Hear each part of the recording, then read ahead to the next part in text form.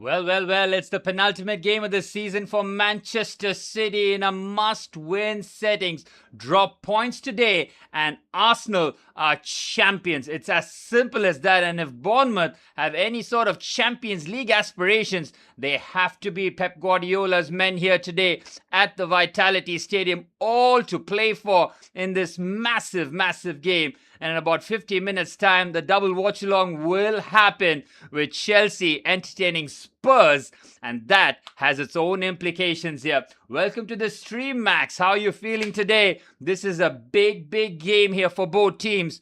Well, Bournemouth haven't lost a game since the 3rd of January, and Andoni Iraola has done magnificently well to keep his side in the hunt here. What a departure gift this would be if he delivers Champions League or even Europa League next season. Absolutely massive settings here. Arsenal getting the job done against Burnley yesterday. It wasn't pretty, but it was Champions League or even Europa League next season.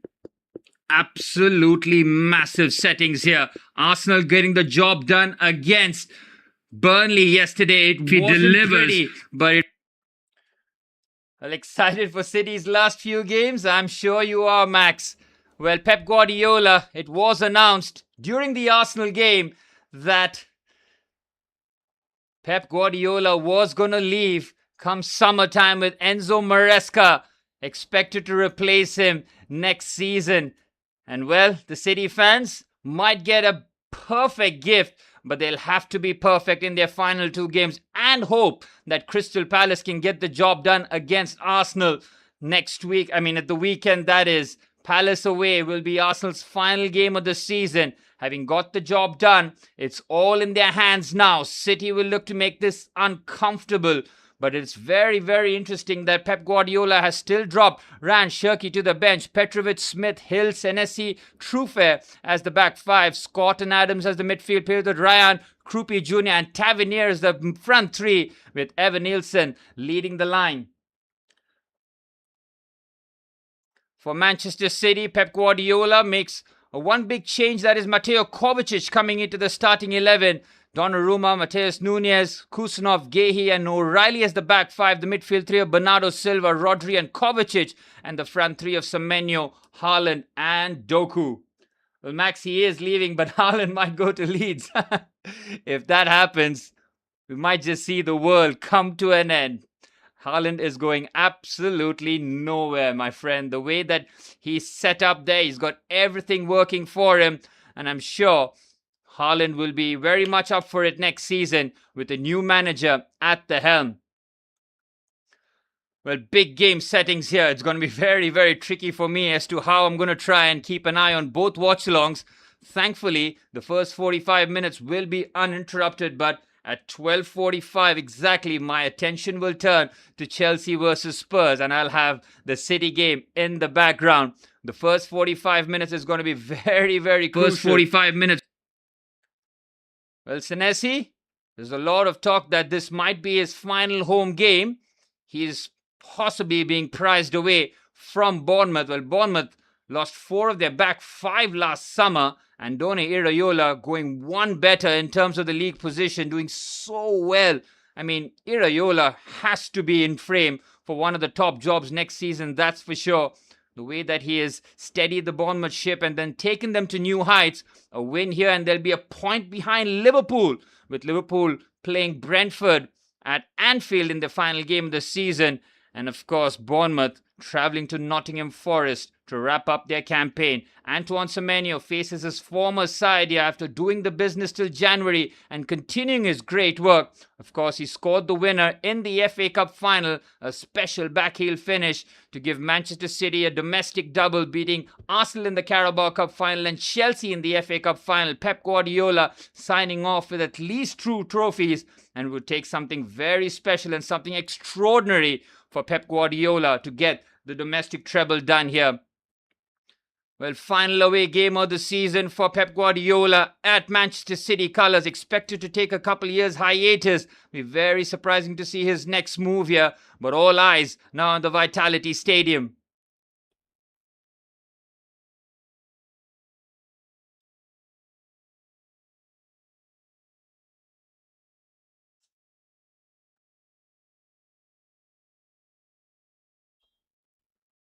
And we're off and running. Manchester City looking to make Bournemouth pay here. And the fast start will be expected here, that's for sure, with Manchester City looking to upset the apple cart. Goal difference still in their favour, but they'll have a lot of work to do to beat a Bournemouth side who haven't lost a Premier League game since the January 3rd. That was the Arsenal game at home. And since then, it's been an unbeaten streak for Andoni Iraola. Max, you wanted Arsenal and City to play for the Premier League? They pretty much had that must-win game from Arsenal's point of view. That ended up in City's favour. Welcome to the stream, my friend Kashish Pal. This could be a massive 90 minutes for all Arsenal fans. They could be celebrating the title right here, right now, or they'll have to get the job done on Sunday. I'm very much aware who it is, Kashish. Welcome to the stream, my friend. Oh, what a ball this is for Evan Nielsen. And O'Reilly on the cover. Does very well. Well, Max, City simply must win. Draw the game and Arsenal are champions. That is as simple as that. From Arsenal's point of view, getting the job done against Burnley. Oh, brilliant bit of skill on the right-hand side. Bournemouth have started brilliantly here. Semenyo helping out defensively. Well, Andoni Iraola has really gone for it, and there's a chance here. Krupi Jr. immediately shut down. City on the ropes. Wow. Well, Kashish, in 90 minutes' time, I might end up saying that. Otherwise, it's possibly going to happen on Sunday. So have patience. It looks like I will be saying it this season. Well, Andoni Iraola going with Evan Nielsen and Krupi Jr. as a two-pronged attack. Tavernier on that left-hand side certainly adds that immediate left-footed whip ball into the box.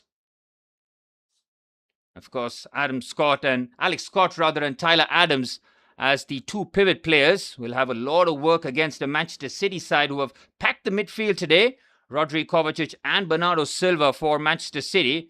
Well, Andoni Iraola, pound for pound, one of the best managers in the Premier League. He's been given very little, and my oh my has he overachieved with it. I'm going to be very, very interested to see where he ends up next summer, because a lot of the top clubs will possibly be chasing his signature. Here's Senesi. Ball into the channel for Kusanov to clear. Again, another game where Ryan Cherki has been dropped to the bench. Didn't start the FA Cup final. Surprising that Pep Guardiola has kept his chief creator on the bench here as Kovacic wins the ball in midfield and drives forward here. Lovely play by the Croatian on the left-hand side. Immediately just recycles possession. I saw the Chelsea team news and immediately my shoulders dropped because João Pedro has got a hamstring injury, not even on the bench, which means Liam Delap will start as centre forward today. Josh Achimpong getting the start over Levi Colville. So Callum McFarlane rotating the pack here. City on the left-hand side. Tyler Adams' clearance cleared away by the Brazilian Ryan, who got called up by Carlo Ancelotti for the Brazil squad. He'll be full of confidence and will be wanting to end the season on a positive note. City starting well here. Again, any drop points, if Bournemouth score the first goal, my word, it's going to be a real dash towards the end. There's Mateus Nunes now. Good play by the Portuguese. Keeps it short to Bernardo Silva. Now Semenyo. The Ghanaian on the right-hand side up against his former side. Lovely drive there from Semenyo. Keeps his balance. Cut back here. Chance. It's Jeremy Doku. Brilliant save by Petrovic. He had very little time to react, and that was coming through a crowd of bodies. Manchester City using some nice wing play there. Semenyo just glides past a couple of challenges. Doku does very well, but can't find the corner. Straight at Petrovic in the end. City on the attack again. Front foot start here. Here's Rodri now. Can he get a shot away? Immediately shut down. On the right-hand side is Nunez. But Manchester City's last loss in the Premier League was against Manchester United. What is that? 16th of January? 17th of January? Since then, it's been a brilliant run from Manchester City's point of view. Those draws really did hurt them, especially the one against Everton away. That was 3-1. It could have very easily ended up in a loss, but Haaland and Jeremy Doku salvaged a point, which means that the Premier League title race will go down till the final day if Manchester City win here today. Kovacic up against Scott. The two number 8s in battle there. 5 minutes on the clock. Game starting to settle in. Manchester City looking to make a few inroads now. Here's Abdulkadir Kusanov. Bernardo Silva. Bernardo Silva again. Onto the right-hand side. Mateus Nunes. Oh, it's immediately shut down. Semenyo seems to be getting involved in the build-up here. And that's a foul by the Ghanaian on that occasion. And Semenyo, what a special finish that was against Chelsea in the FA Cup. A final that was decided by a moment of magic from the January transfer window signing. He has been excellent for Manchester City since joining in terms of production. Whether or not Enzo Maresca will feel the same, because he's got a whole bunch of creative players on the books, and possibly City giving him the war chest as well in the summer to possibly even rebuild a little bit more in his ilk. Krupi Jr. does well for True Fair. Good defending by Kusanov. Kusanov got plenty of pace to burn. Well, the French left back, excellent season replacing Milos Kerkez. Senesi, of course, holding the defensive line in the absence of Dean Huijsen and Ilya Zabarny, who went to Real Madrid and Paris Saint-Germain respectively. Both players not getting any sort of game times for their new clubs. Tavernier with the throw-in. Ryan on the right-hand side will certainly ask a lot of questions of Nico O'Reilly. Haaland with the defensive header, gets that out of harm's way. And here's Hill now. Well, Bournemouth have been on the back foot. So far have managed to keep the clean sheet. Andoni Iraola does like the high press. He does like intensity in terms of the players. Heard about how Semenyo spoke about Andoni Iraola's training methods when he first joined the club. He wasn't a big fan, but he slowly understood the method to the madness. You can see how Bournemouth are one of the fittest squads.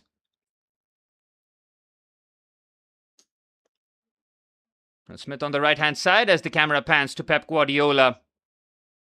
It was a shock in terms of the timing of the announcement. I mean, it was during the Arsenal-Burnley game.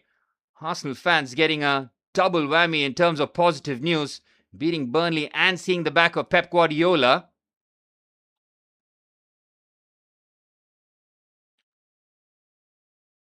Well, Pep, is he going to end up with a domestic treble, or is he going to have to be content with a cup double of the Carabao Cup and the FA Cup? He does look quite sullen on the bench. Here's Hill. Goes back to Petrovic. Manchester City applying the full press here. Now looking to venture forward onto the right-hand side. Bournemouth now looking to build out the back. Here's Scott. Lovely play from him. Talking about Bournemouth players possibly leaving the clubs in the summer. Scott is another name that I'm expecting to leave Bournemouth come summertime. Here's Tavernier, Evan Nielsen. Good play this from Bournemouth again on the left-hand side. Trufe keeps it in. Trufe now sizing up the cross. He's whipped that one in. Well defended. Again, it's Semenyo helping out defensively. Tyler Adams picks up the loose ball. Here's the American. Again, it's patient. Bournemouth, not an easy side to beat, aren't they? There's a reason why they haven't lost a Premier League game since the 3rd of January. Here's Evan Nielsen. Now to Ryan on the right-hand side. Smith with the ball first time. Done well there by Mateo Kovacic. Now O'Reilly can spring a Manchester City attack. Here's Jeremy Doku now. Tyler Adams keeping pace with the Belgian. You know that Doku can just burst away from any defender in world football.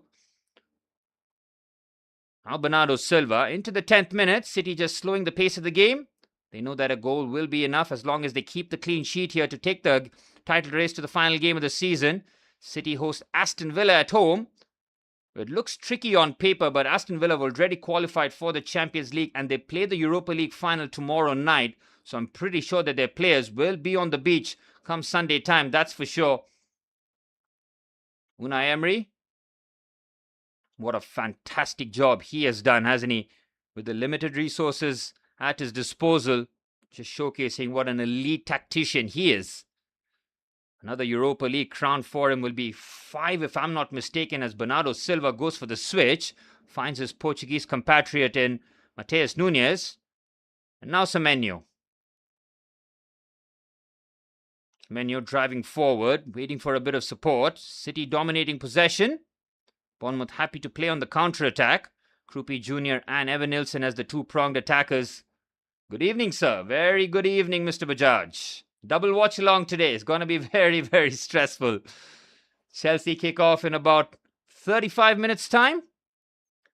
Saw the team news and a few eyebrows were raised.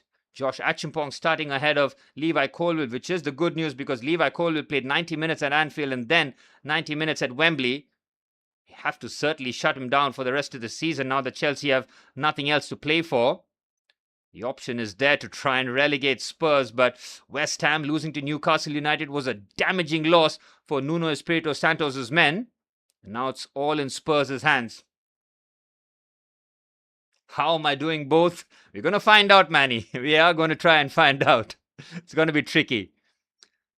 But in the second half, or the first 45 minutes of Chelsea's game, my focus will be on the Chelsea game, that's for sure, but I will have the City game in the background. What an opportunity it is to relegate Spurs, man. I think we have blown it. Good pass between the lines, well defended by Hill. Oh, there was a chance for a counter-attack there for Burnley. Scott knew that if the pass was weighted to perfection, Tavernier could have been in business. Here's Tyler Adams. Shifts it onto the right-hand side. With Adam Smith playing as right back, no Alex Jimenez in the starting 11. He has been one of Andoni Iraiola's trusted fullbacks as Haaland now picks up the ball in the pocket of space here. Semenyo's through. Semenyo finds the back of the net, but I think he was offside. It is a brilliant finish by Semenyo, picked out by Erling Haaland. Well, Manny, what we have to do is make sure that Spurs have the worst possible game. If they cruise, I'll be absolutely fuming. Yes, Chelsea have absolutely nothing to play for and could very easily finish in the bottom half. But it would be criminal if we allow Spurs to win at the Bridge. The only time Spurs have won at the Bridge was in 2018 when Antonio Conte was the manager and he had pretty much had one foot out the door. Dele Alli scoring on that occasion. I remember that goal where he plucked out a long ball. Brilliant first touch and then the finish. As long as Semenyo and Doku don't do anything, I'm good. Manny, you've got your own agendas.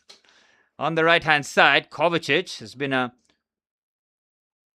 shrewd move by Pep Guardiola. Could have very easily started Ryan Cherki, but needed a bit more midfield reinforcement considering Bournemouth are very good in midfield. Of course, Bournemouth did beat Arsenal at the Emirates Stadium. Krupi Jr. and Scott scoring the 2 goals for Bournemouth on the night here as Jeremy Doku now on the left-hand side. Drops the shoulder, finds Rodri.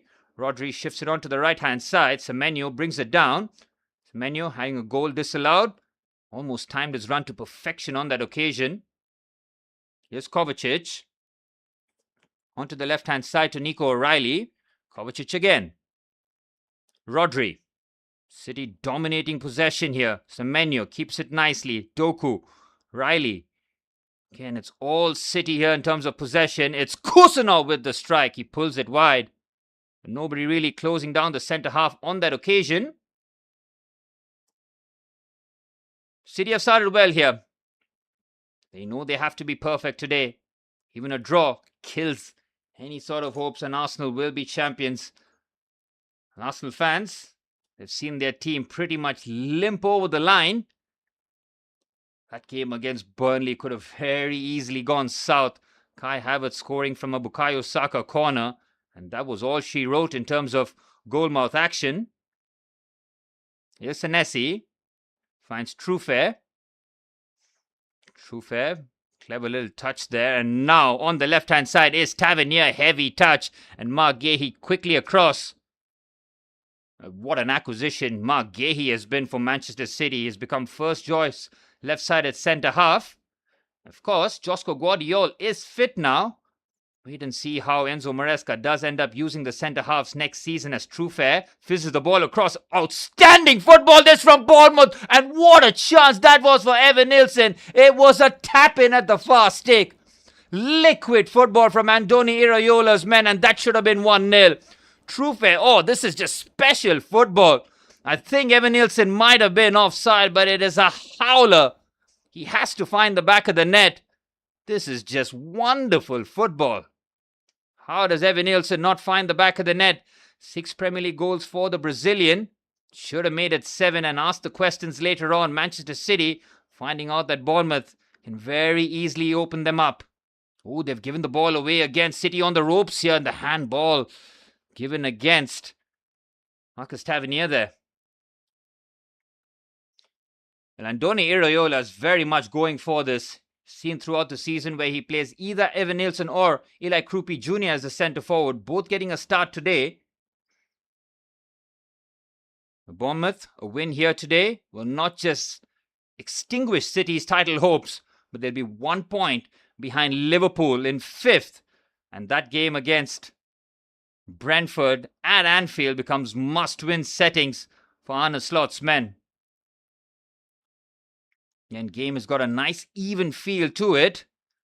Both teams haven't lost since January, and you can see why. Well-drilled outfits as both Spanish coaches. Be moving on to different pastures next season. We have no idea as to what or where Pep Guardiola is going to end up next season. I'm pretty sure he's going to be taking a hiatus. But Andoni Iraola, he's going to get a big job in the summer, that's for sure. Here's Kovacic, picks his head up to find Haaland, who's made the run into the channel. Comfortable for Petrovic. I think he was offside, Kashish, but he cannot miss that chance, man. But beautiful football by Bournemouth, wasn't it? Just highlighting what they're capable of doing in the forward areas. Chelsea versus Spurs kicking off in just under half an hour's time. Roberto De Zerbi's men, having seen West Ham lose back-to-back games, will know that even a point here today at the Bridge, they should be okay. I think he was just offside, Kashish. Just offside. The Bournemouth are very much up for it. They are no pushovers. They're there in that league table by merit.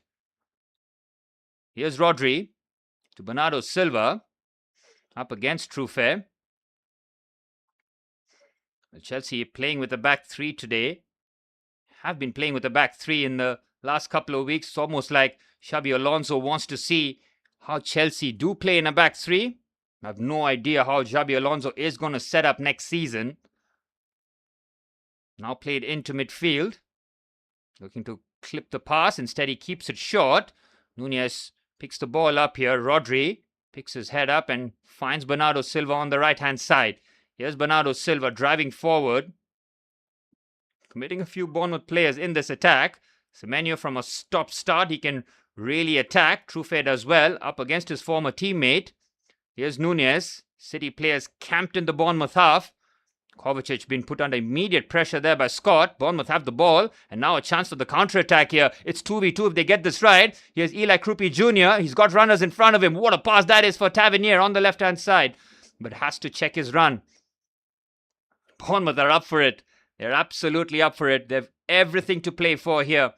They find themselves in the Champions League next season. That has got to be one of the stories in the last 7 or 8 years. A team with what, 11,000, 12,000 home supporters at the Vitality Stadium have no business playing in the Champions League, but just showcases what a tremendous job Andoni Iraola has done since joining Bournemouth here. Here's Senesi, finds Tyler Adams. Adams pushes it forward for Truffert. Into the 20th minute, still 0-0. This scoreline works for Arsenal fans. As it stands, 4-point gap with the game to go.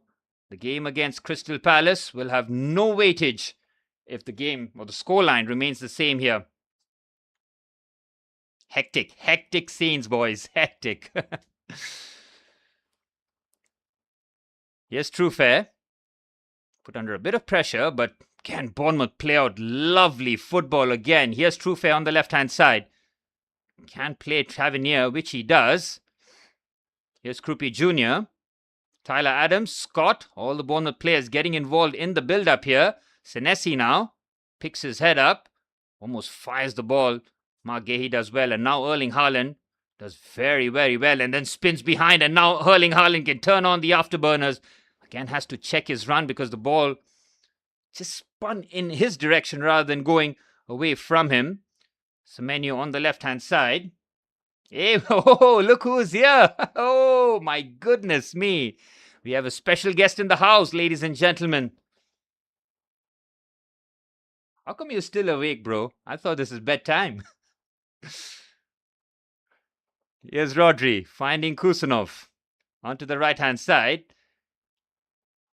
The Chelsea and Spurs kick off in about 25 minutes.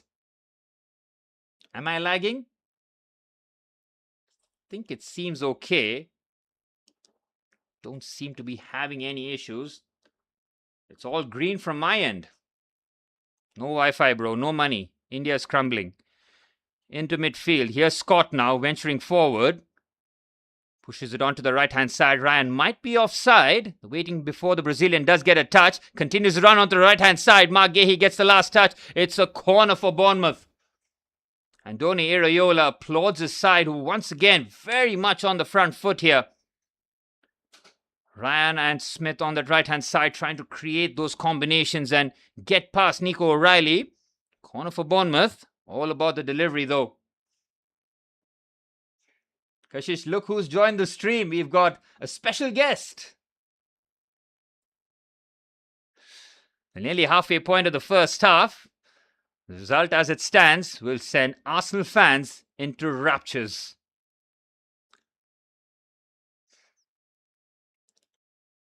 There's a corner for Bournemouth. Nicholas joining the most important stream of the season. Fantastic. Corner for Bournemouth. It's travelled a long way and could have very easily been a free header for Krupi Jr. Trufe picks up the loose ball and now puts it back into the area. Good defending by Rodri on that occasion. Here's Scott. Oh, he's taken an age to get rid of it. Haaland nearly closes him down and starts off a City counter-attack. Halfway point of the first half. While Manchester City had the ball in the back of the net, Antoine Semenyo was offside. Other than that, Bournemouth have defended very, very well. What's up, Max? How are you feeling, brother? It looks like it's going to be Arsenal's day, isn't it? Had that sinking feeling yesterday after Arsenal got the job done at the Emirates Stadium. Here's Nunez. Finds Kusanov. Clips the ball into the area. Should be comfortable enough. And it is. Petrovic picks his head up and immediately launches it onto the wings. Well defended by Nico O'Reilly and keeps it in play. Well, he's expected to start as left back for Thomas Tuchel in the World Cup. Tuchel yet to announce a squad, but we've seen the likes of Brazil, France, Portugal, all announcing their 26-man squad for the World Cup in the summer. Arsenal are going to win, man. Max, I made my peace with it probably in Feb or March time. But that game at the Etihad Stadium gave me a bit of hope. But then City dropping points to Everton was catastrophic as Bernardo Silva, what a pass that is to Haaland, brings it under control, but Bournemouth win the ball back and now a chance for the counter-attack. Evan Nilsson in a foot race here with Mark Gahey. Evan Nilsson is very, very strong. Gahey wants to foul and I think he's going to get it.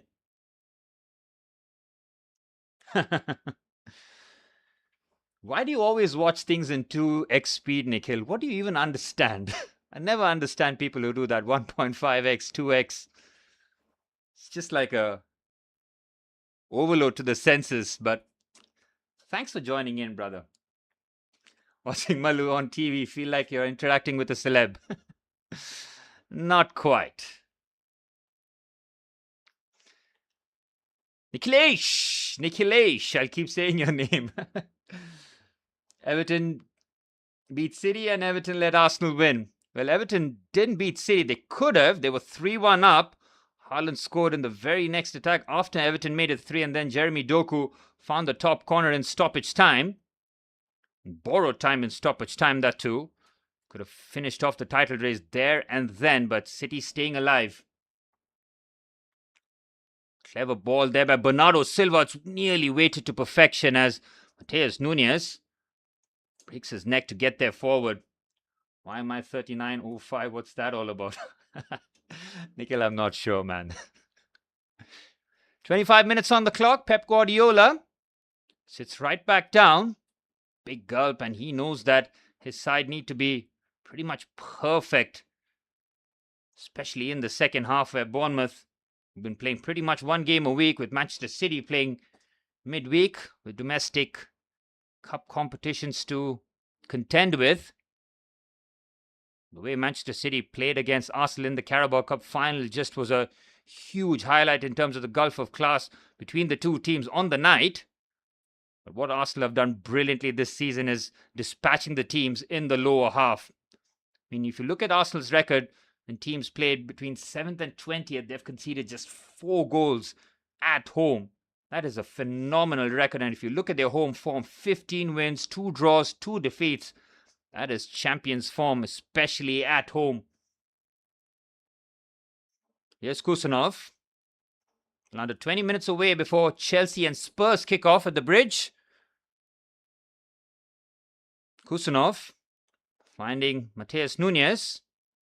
Kusanov again. Thank you so much, Max. I really do appreciate that, my friend.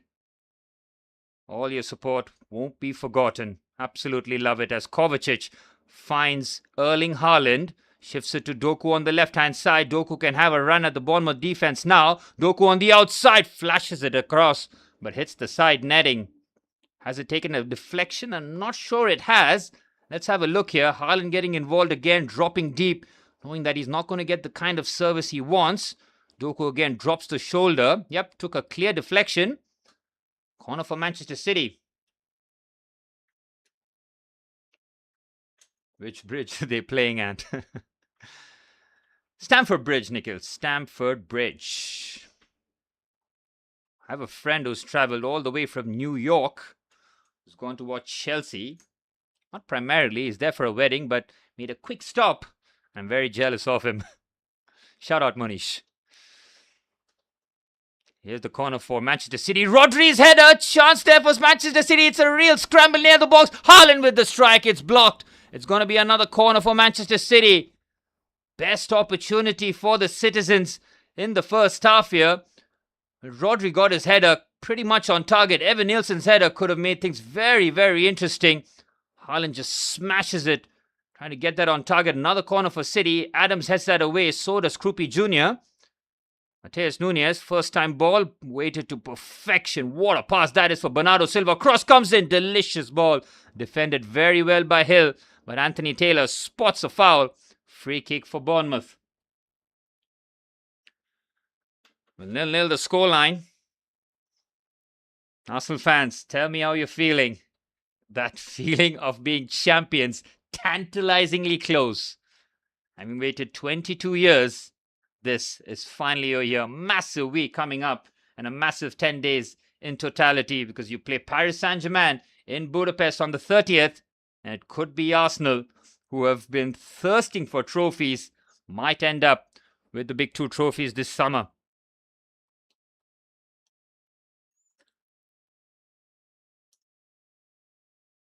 Well, the Champions League final is going to be an absolute cracker, that's for sure.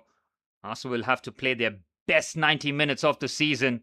If they're anywhere below their best, PSG will blow them out the water. Looking to go back-to-back in the Champions League hasn't happened since Zinedine Zidane was the Real Madrid manager who three-peated the Champions League. Oh, what a pass that is! Doku might get there first. Brilliant challenge by Hill on the slide, because if Doku gets there first, he's through on goal. And he could have absolutely smashed that into the back of the net. What a pass this was. Again, weighted to perfection. Bernardo Silva, almost like a quarterback there. Well, thanks so much, Max.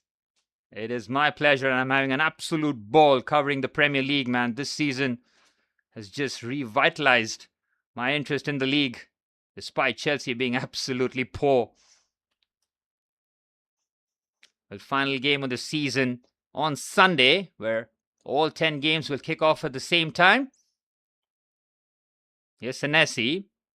Again, driving forward, but his pass is inaccurate. And now Mark Gahey can stride forward with the attack. Kovacic, Rodri, back to the Croatian. Now Abdulkadir Kusunov delegates to the skipper Bernardo Silva. Good football this from Manchester City. It's patient, it's short, it's crisp, but Bournemouth defend very well. 15 minutes left in the first half. Arsenal fans, edge of their seat stuff again. They're on the edge. Yesterday against Burnley, today for different reasons, cheering the opposition. And Bournemouth have defended well enough. Ryan helping out defensively. What a boost it is for the 19-year-old getting the call-up from Carlo Ancelotti for the World Cup squad for Brazil. Clever clip pass there by Senesi to Trufe. Again, they are looking to play some progressive football, but City break through the press nicely. Haaland, he nearly gets a bit fortunate there. All nearly squirming there to Jeremy Doku. Petrovic hasn't really had a save to make in the first half so far. Pep Guardiola will be hoping that changes in the final 15 minutes of the first half. Here's Senesi. Lovely line breaker, but Tavernier just lets that go surprisingly. And now Semenyo can drive. Here's the Ghanaian. Poor pass there to Haaland. Haaland might even get there. Here's Scott. Good first touch. Now onto the right-hand side. Here's Ryan up against Nico O'Reilly. Scott to Tyler Adams. And Tyler Adams will be representing the home country in the World Cup. As Maurizio Pochettino will be leading the American side here as Trufe tries to go on the outside of Nunez. Again, Kusunov's pace, man, is a cheat code. Absolute cheat code. The way that he just eats up the grass and covers the spaces as Bernardo Silva in the pocket here. Finds Jeremy Doku on the left-hand side. City don't have too many committed forward, but they have the two main players in attack. Here's Doku. Rodri joins in. Semenyo now. Semenyo with the stride. Deflection. Comfortable for Petrovic.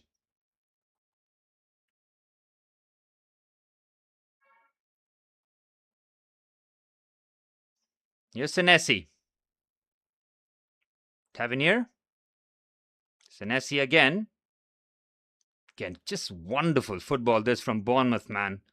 Such a well-coached outfit. Whoever gets Andoni Iraola next season is a lucky, lucky team. Here's Ryan now. The patterns are so fluid, it does not matter who starts for Bournemouth.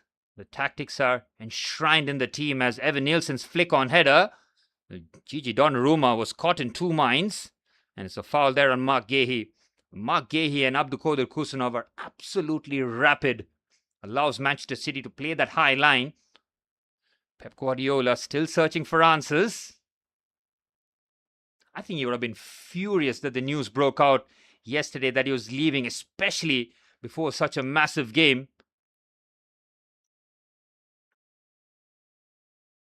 Here's Kusunov. Finds Mateus Nunes. Semenyo. Again shows great strength and a lovely touch and now can run down the touchline. Semenyo, poor touch there. Throw in for Bournemouth. City getting frustrated now. This is exactly what the Arsenal fans want to see, a City struggling. We saw this at the Emirates Stadium as well, where Arsenal struggled in open play. Needed a set-piece goal in the 37th minute, if I'm not mistaken. That was the Kai Havertz goal, which ended up being the winner. Well, Havertz should have been sent off in that match. It was a clear red card challenge, which was... Well, I don't want to say it was completely ignored because VAR had a look, the ref had a look, and they all waved it away. Arsenal can count themselves very, very lucky. Here's Hill. Again, Evan Nielsen is a willing runner into the channel, but Mark Gahey has just closed him down every chance he's gotten here. Here's Doku on the outside. Brilliant turn from the Belgian. I think that's a foul on him. Smith can't believe it. Free kick for Manchester City.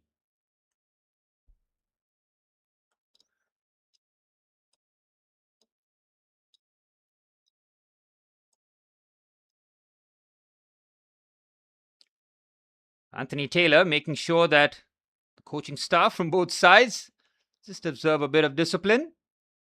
It's not the first time that we've seen coaches being absolutely furious with Anthony Taylor. Just about 11 minutes to kick off in the Chelsea-Spurs game.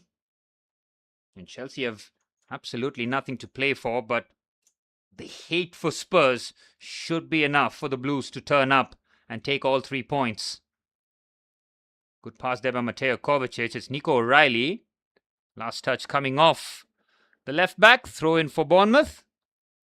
10 minutes left in the first half. Andoni Iraola. Another tactically astute performance from the Spaniard.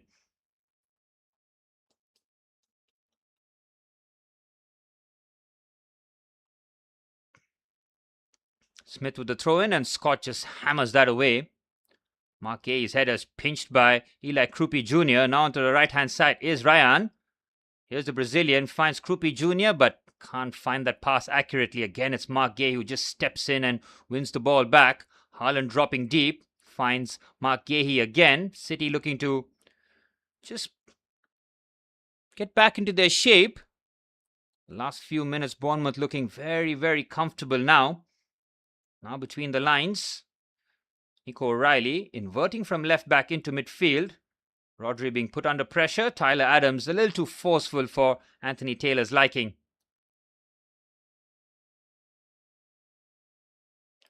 Nine minutes plus added on time remaining in the first half.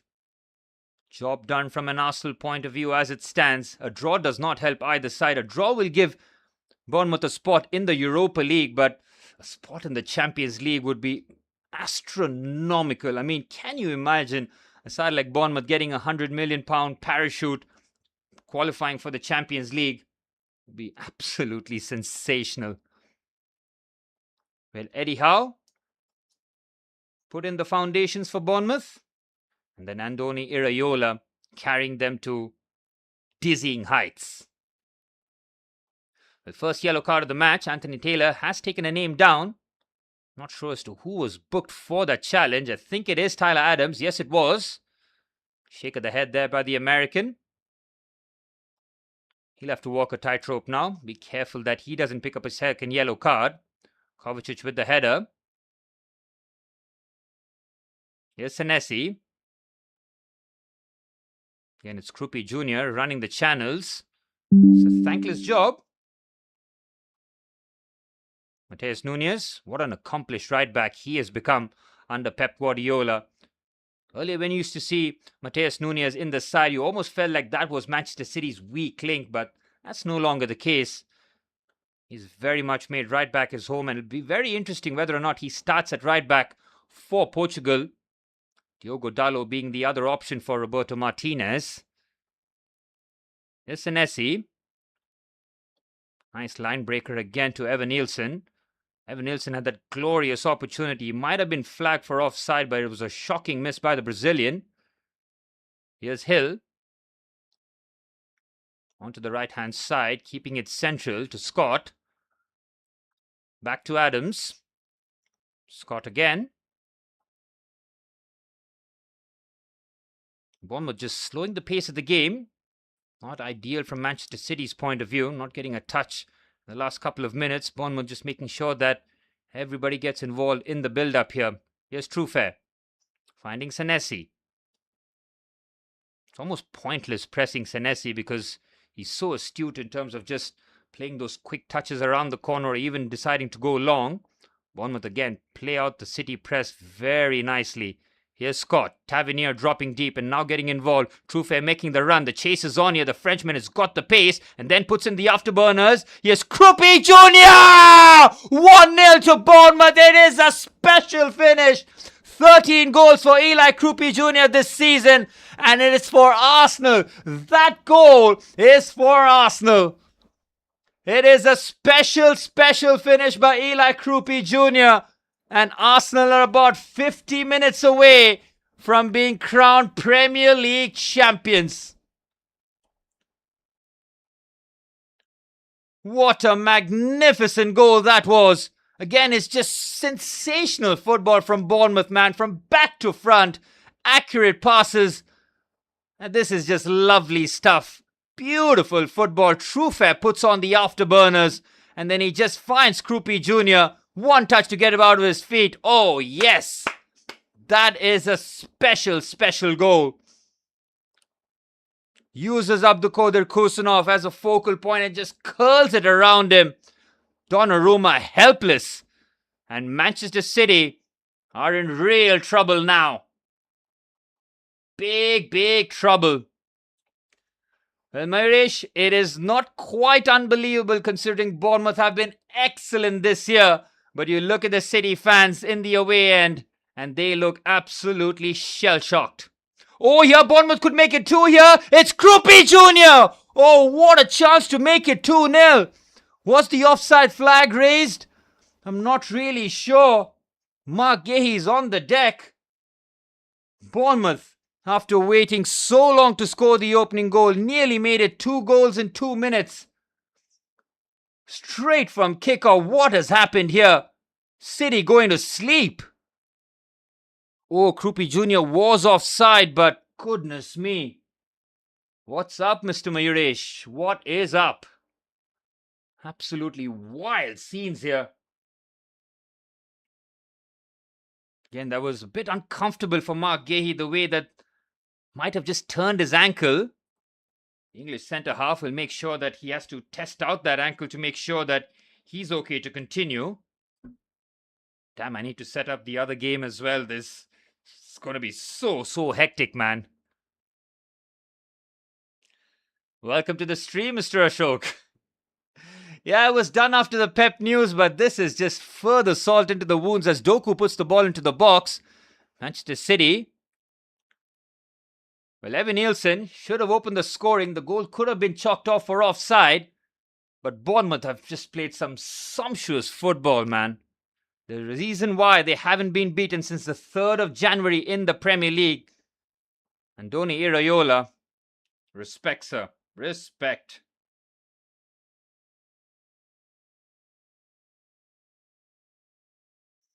Well, as it stands, Arsenal are champions. A 5-point gap is more than enough. Well, a draw doesn't help City. They have to go gung-ho in the second half, that's for sure. It's going to make things very interesting as the space will open up for Bournemouth in the second half, who can be absolutely lethal on the counter-attack.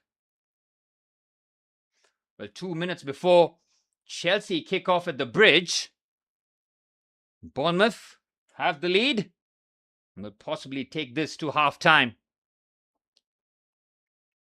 Have to set up my other scoreline as well. Just give me a second, lads.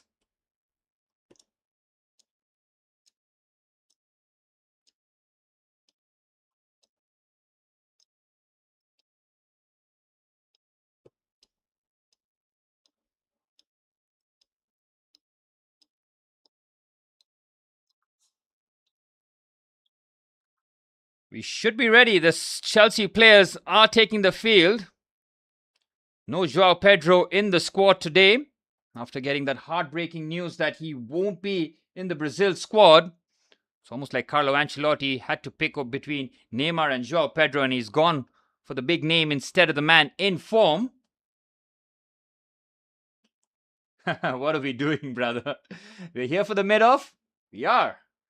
The attention will turn to the Chelsea-Spurs game in about 90 seconds' time. The City fans, they looked shell-shocked here.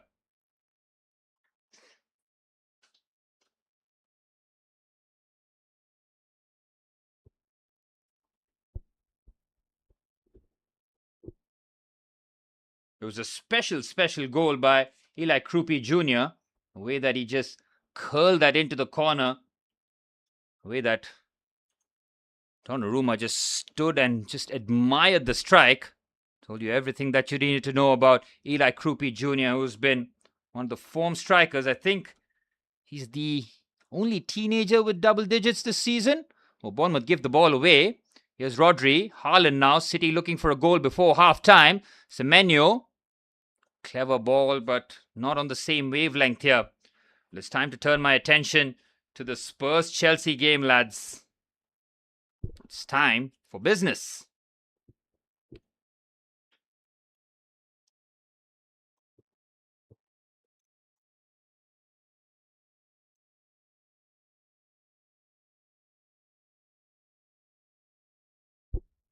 I've got 2 streams going and it's a real struggle for me. This should be a lot of fun. the City game in the background, and Chelsea Spurs to be the focal point.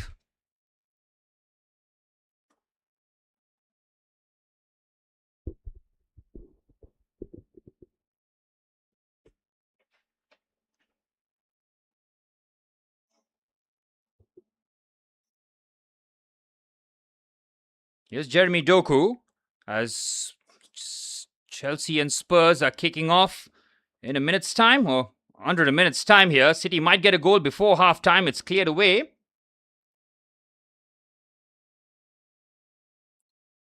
And we're off and running at the bridge as well.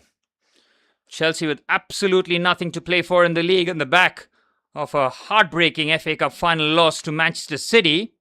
Took a special Antoine Semenyo goal, the back heel, to unlock the defense. Well, Roberto De Zerbi has given Spurs fans a bit of hope since his arrival from Marseille. Was sacked unceremoniously towards the end of the season, and Spurs with a huge coup, man, to get someone of the quality of Roberto De Zerbi as your manager. Truly is a big move from Spurs' point of view. There's a minute remaining at the City game before half-time will be called there. Bournemouth on the counter-attack. On the left-hand side, City left thin. Here's Tavernier, clip pass. Just slightly overhits here. Kolo Muani on the attack here. Cross comes in, comfortable for Rob Sanchez.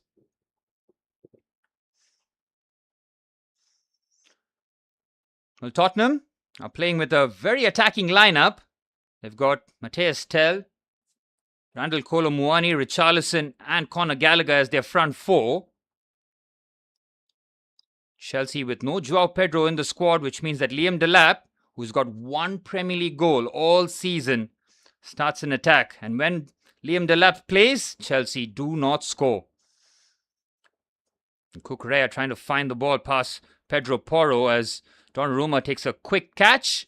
And I think that might be that in terms of first half action at the Vitality Stadium. Pep Guardiola's men have got 45 minutes to try and salvage something from this contest. Eli Krupi Jr.'s wonderful first half finish means that Arsenal are 45 minutes away from the Premier League crown. Half-time, Bournemouth 1, Manchester City 0.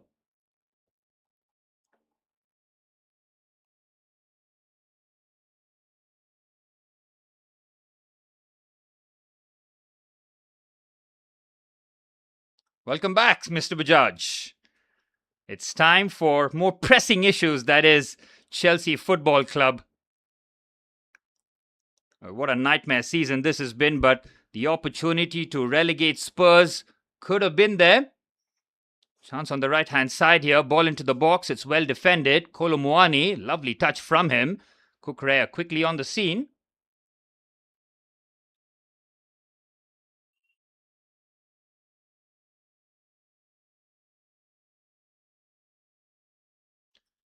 Manny, give me a shout when the City game starts, please.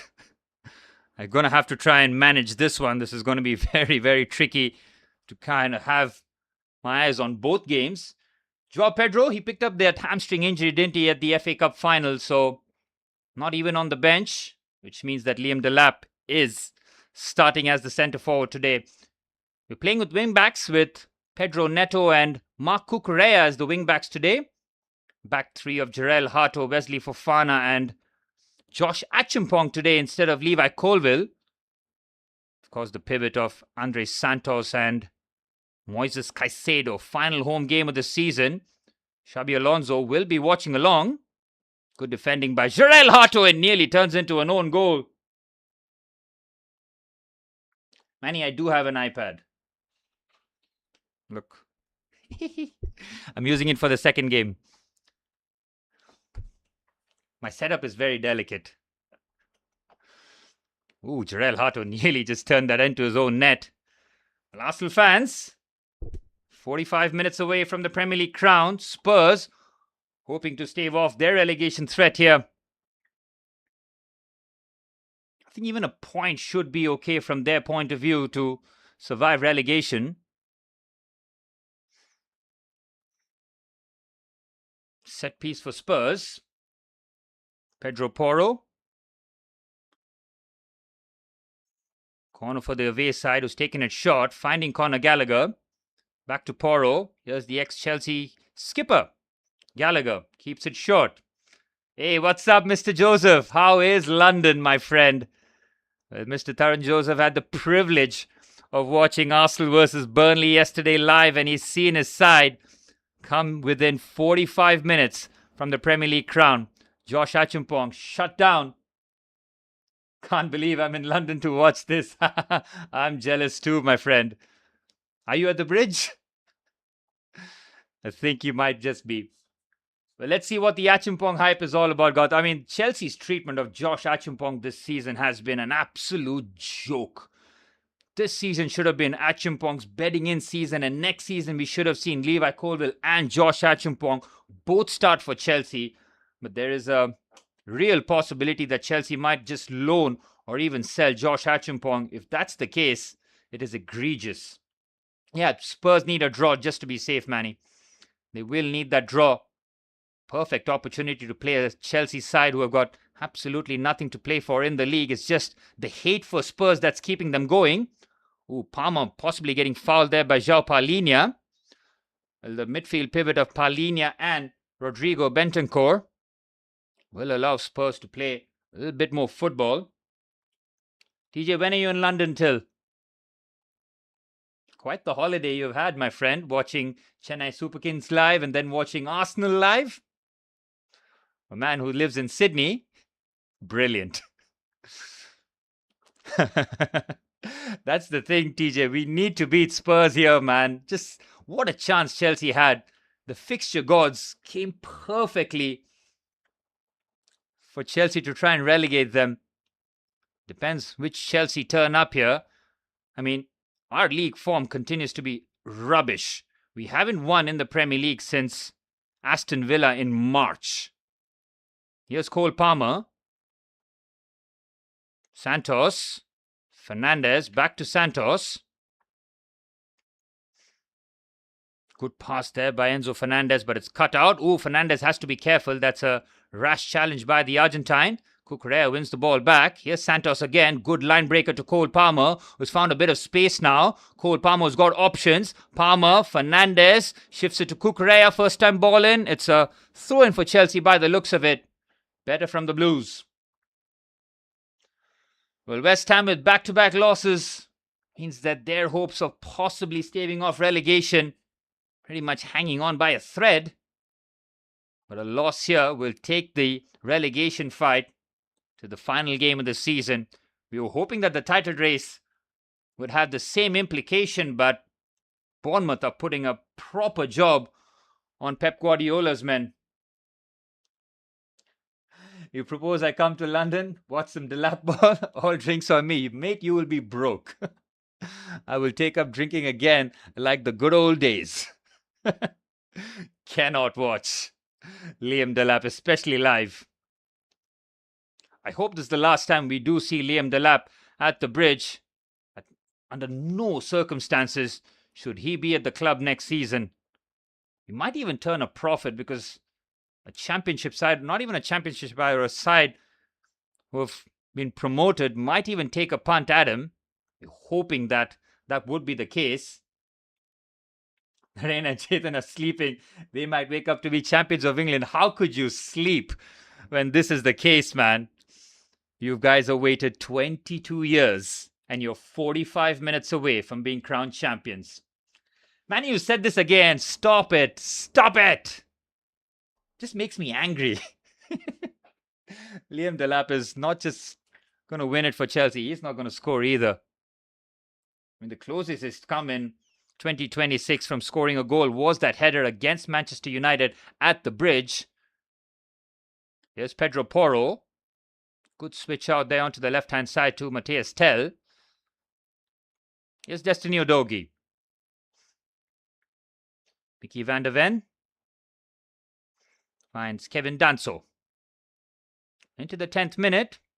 Nothing really has happened at the bridge so far, but the 1-2 on the right-hand side is very good football. Here's Randall Kolo Muani. He's up against Mark Cucurella. Kolo Muani with the ball in. Richarlison was waiting for it. Well defended by Wesley Fofana. Tell brings it down. He's got the overlap of Destiny Udogie. Decides to keep it short. Had high hopes from him being a mini kid. Just because he's English and he's white, man. Nothing else. Here's Van de Ven. Pound for pound, our worst signing. Just absolutely useless. See the number of yellow cards he's had and compare that to the goals he's scored. What a waste. Here's Conor Gallagher. Andre Santos is touched tight to the former Chelsea player. Pedro Porro being shut down by Enzo Fernandez. Kevin Danso clears. Cucurella is very aggressive in the challenge. Ooh, there's a brilliant slight challenge by Richarlison. And now Spurs on the attack. Onto the left-hand side. Here's Mateus Tell. He's got Destiny Udogie for company. Tell. Bentancur. Porro with the ball in towards the far stick. It's a magnificent save by Sanchez. That should have been 1-0 to Spurs. The danger's still alive. It's cleared away by Cucurella. It's a corner. Magnificent save by Rob Sanchez. What a pick out this is from Pedro Porro. Chelsea's far post defending is non-existent. Oh, magnificent. Wow. He had no right to keep that save. I think it was the post. Yes, it was. Josh Achimpong caught there. And when will Chelsea learn how to defend the far stick, man? It's not just this season. It's been a problem that's plagued Chelsea for so long. Into the 12th minute, Spurs have started well. Porro with the ball in. It is devilish. Chelsea should be able to clear. Good composure. Rob Sanchez with a loud enough shout for Hato to let that go.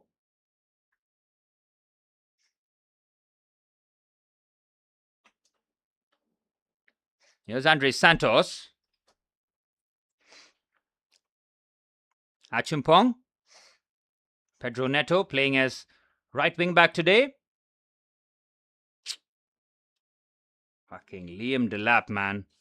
Can't bring that under control. You look at the hold-up play difference between Delap and Joao Pedro. It's like they're not even playing the same sport.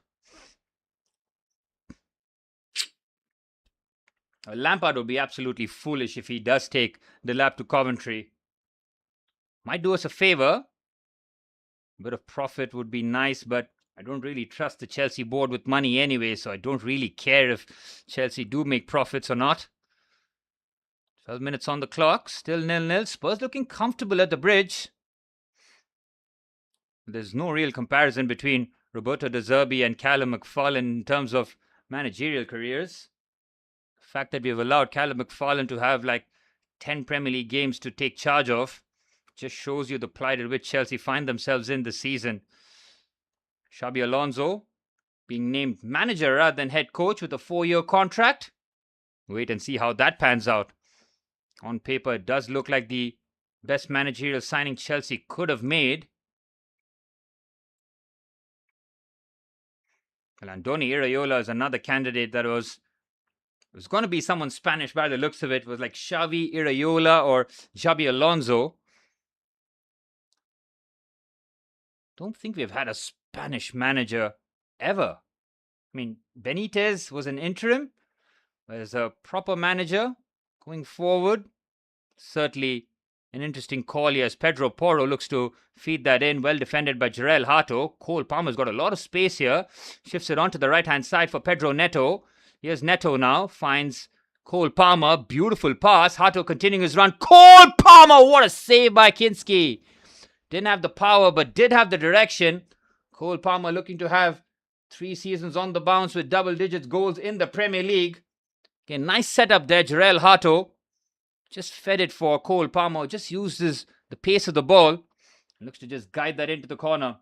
Iraola in the Liverpool dugout by game week 3 next season. That's a great shout. I mean, would be a brilliant signing from Liverpool's point of view. But does Iraola wait?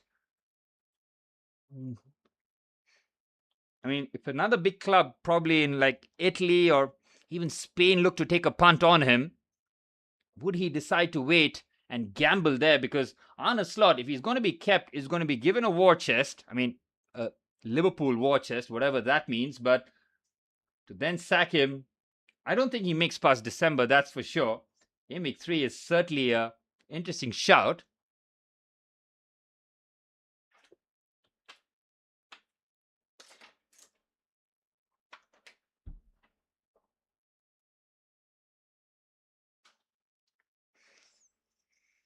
Well, Pedro Porro's had a very good start to the game. Yeah, I swear, if he goes to Italy now, it's a shame, but someone like AC Milan or maybe even Napoli might look to pull the trigger on him. Conte is on his way out. Well, Spurs bossing possession at the bridge. Chelsea play some beautiful patterns here. Caicedo. Oh, what a challenge that is by Mickey van der Ven. Cleans out Caicedo. Caicedo looks hurt. But you knew that Mickey van der Ven is always going to come across and make that challenge. Liam Delap doing the complaining in Chelsea's behalf. Good play again there from Chelsea. I think Van der Ven just got the ball first, but goes through Caicedo's shin. Let's have a look here at the challenge. Yep, I think Van der Ven just getting the ball keeps him away from getting that yellow card. Well, the City players are waiting to come on. 45 minutes to save their Premier League season. Arsenal fans are waiting with bated breath. Bournemouth doing them a massive solid here. And if Bournemouth win, they're a point behind Liverpool heading into the final game of the season. Liverpool might end up crashing out of the Champions League positions, and it's Bournemouth, of all the clubs, who might end up in the top 5. Stranger things have happened in the Premier League, but a club with 12,000 home supporters should not be playing in the Champions League, considering the wealth that the Premier League has. It might just be one, apart from Claudio Ranieri, one of the greatest managerial achievements. Pound for pound, that is, considering what you've been given as a squad and how you maximize from it. The Spurs, with all the early possession, yet to really trouble Chelsea, but that challenge, that header by Matthias Tell could have very easily been the game's opener. Combination of the post and Rob Sanchez helping Chelsea out on that occasion. Well, the second half is underway at the Vitality Stadium. Eli Krupi Jr., as it stands, the match winner and the title winner for Arsenal. I was hoping not in my lifetime, but I've made my peace with it. Arsenal are there. They're nearly there.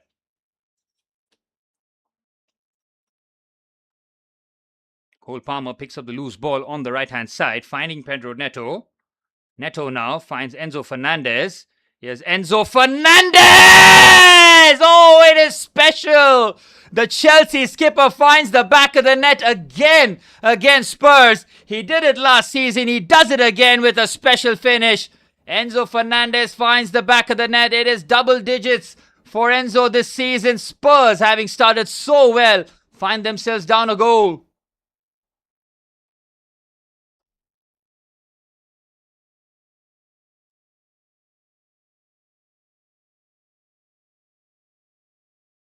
Well, it is a ridiculous finish by Enzo Fernandez. One touch to get it out of his foot, and then just uses Rodrigo Bentancur as a screen to curl it past Kinski. Enzo Fernandez loves scoring against Spurs. He did it last season, home and away. This time he does it away from home. Are Chelsea finally going to break their winless streak? Enzo Fernandez, another big goal for him.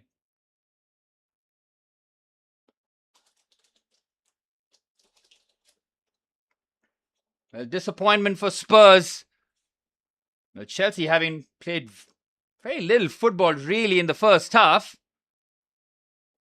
Needed something special from Enzo, and we have received it.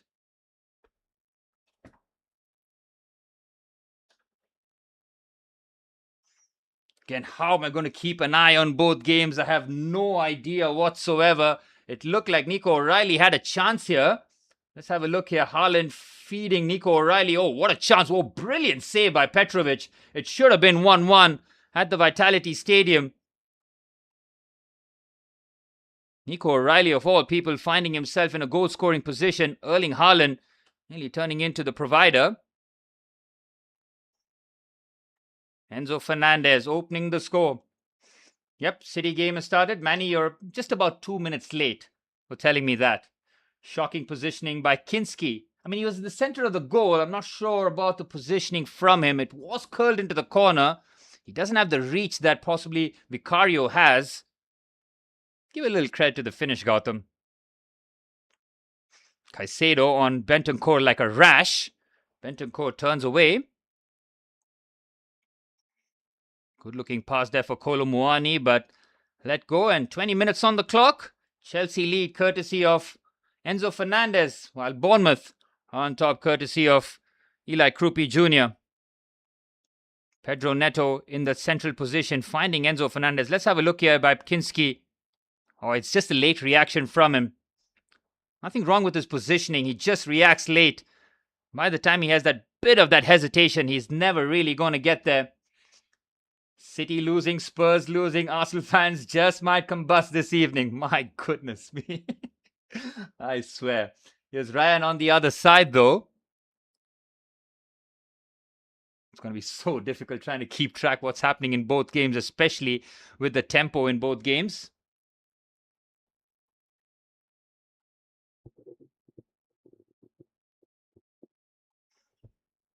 And Spurs just slowing down the pace now.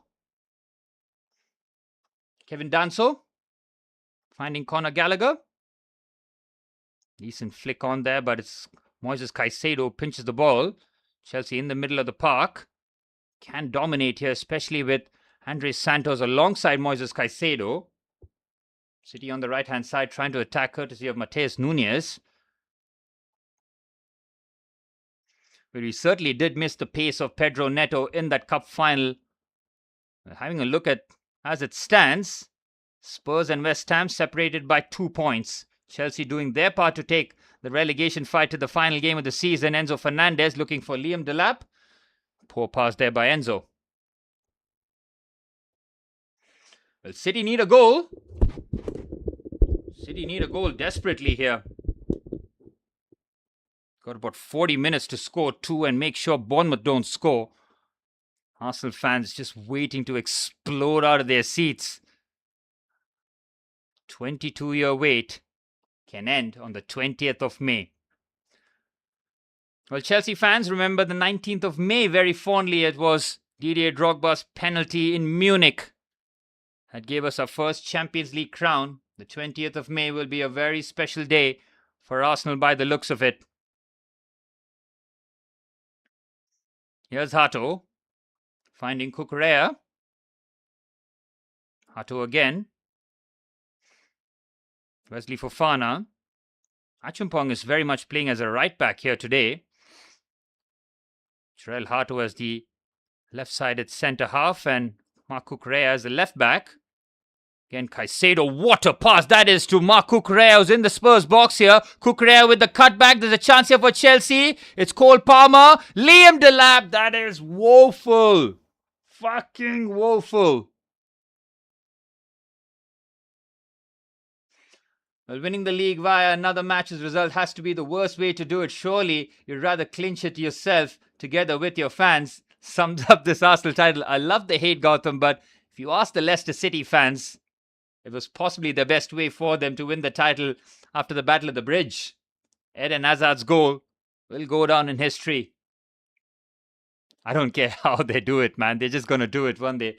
City are still struggling here. There's 40 minutes remaining. Arsenal fans, get the scarves out. Start popping the champagne. It's time to celebrate. Here's Bentancur. Finds Mickey van der Ven. That save by Petrovic early in the second half. It was a brilliant save of Nico O'Reilly. Spurs with some good rotations on the right-hand side. Here's Kolo Muani. Gallagher to the Uruguayan midfielder Rodrigo Bentancur. City struggling again. Bournemouth in their deep block looking to play on the counter-attack. This might work well for them. It's Krupi Jr. onto the left-hand side to Tavernier now. A second goal for Bournemouth. Arsenal fans might just lose their heads here. It's magnificent football. Good save by Donnarumma. The ball might have been going out of play there. He does very well to get something on it. Again, Bournemouth playing some liquid football. Santos, Delap, Caicedo, Enzo. Brilliant football from Chelsea here. Here's Cucurella. He's got options in the box. He fades it towards the far stake. Good defending. Mateus Tell, of all people, helping out defensively. I know everyone loves talking about how good Krupi is as a finisher, but the lad is brilliant coming deep, comfortable with the ball at his feet anywhere on the pitch. He's a brilliant player, man. He really is. He scored double digits at Lens last season, double digits again in the Premier League. I mean, he has no business staying at Bournemouth, especially with Iraola leaving. Bournemouth are going to have another big exodus, man. Expecting Senesi, Scott, Krupi Jr., all to depart. Corner for Chelsea. It's gone all the way back, though. It's comfortably defended. City on the attack at the other end, though. It's Doku! Oh, it's such a weak finish. Expected him to go with a little bit more conviction. Jeremy Doku. Well, 25 minutes at the bridge. Chelsea lead courtesy of that lovely Enzo Fernandez goal from the outside of the box. Two good goals today, Krupi Jr. and Enzo.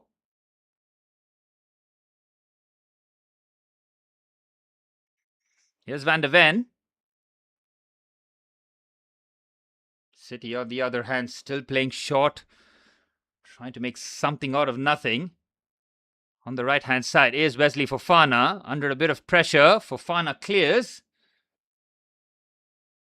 What's up, Mr. Minas? You're very, very late.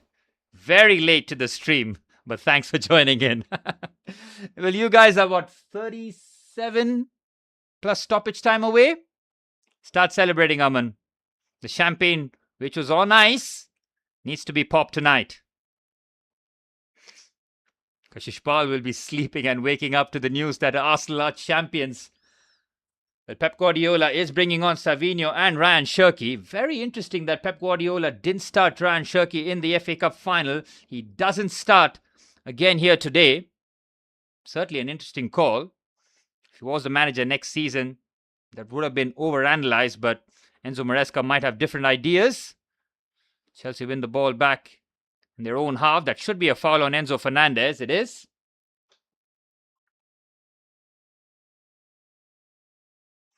Manny, Bournemouth in the Champions League is as big a story as Leicester winning the Premier League, man. Not as big, but it's fantastic considering the heart and soul being ripped out of Bournemouth in the summer window. They lost 4 of their back 5. They even lost Kepa to Arsenal. They brought in Petrovic from Chelsea.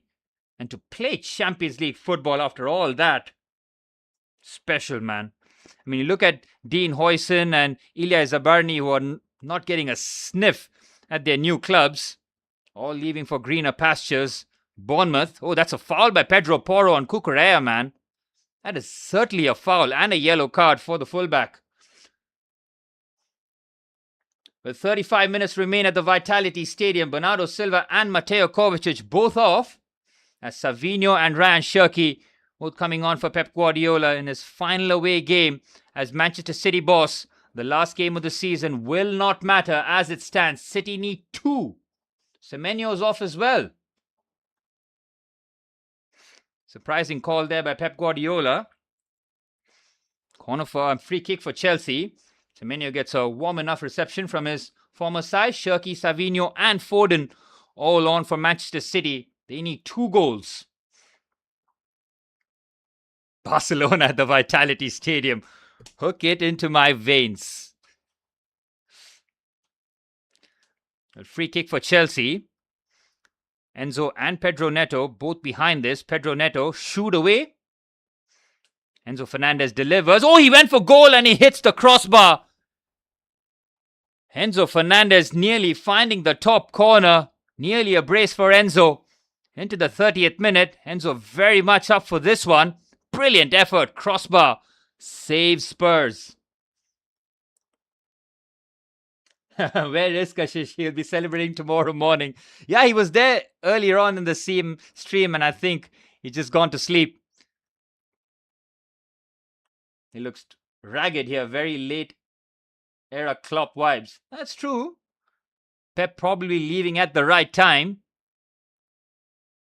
Why can't they play at the Champions League at the Vitality Stadium? Oh, because of the attendance or number of people they have in the ground? I mean, that's something for Bournemouth to figure out logistically later on, but the 100 million windfall is going to be just like eyeballs wide open for the Bournemouth ownership. Evan Nielsen battling against Mark Gahey there.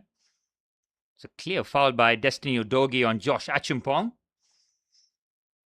With 15 minutes remaining at the bridge here. Spurs started the game brilliantly, man. They barely let Chelsea have a kick. They had nearly 70% of the ball. But that Enzo Fernandez goal has changed the complexion of the match. Here's Wesley Fofana. Bournemouth have the ball in the City half. Arsenal fans, half an hour away. What's the celebration like? Am I invited? Here's Gallagher. Onto the left-hand side. Here's Mateus Tell. He's up against Josh Achimpong. Pedro Neto helping out defensively as well. Conor Gallagher finds Joao Palhinha. Good work there by Pedro Neto. Achimpong looking to clear. Palhinha, that's a foul, ref. It's a clear foul there by Joao Palhinha.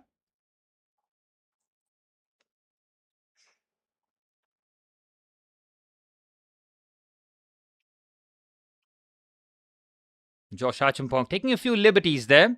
Just trying to build out the back patiently. Joao Palhinha will never allow you to do that. City defending a corner, which they've managed to do so. Savinho trying to carry the attack forward, but he's been outnumbered. He'll get the foul though. Free kick for Manchester City. Spurs have had just the one attempt so far. It was the best shot really. One that thundered against the post after Mateus Tell's header. Nearly left Rob Sanchez helpless. Vitality, not a category 4 stadium. They don't have a corporate hospitality and media infrastructure that UEFA need. Yep, the 11,000 capacity is something we already knew.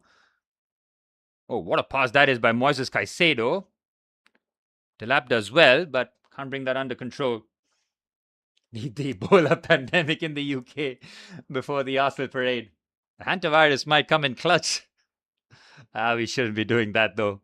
Arsenal fans have gone through enough heartbreak.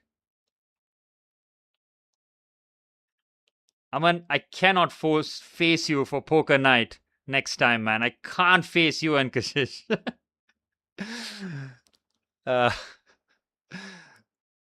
If you guys win the Champions League, I'm not going to meet you for a good 6 months.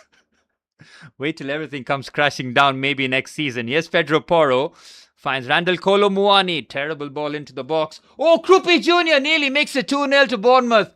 He should have found the top corner.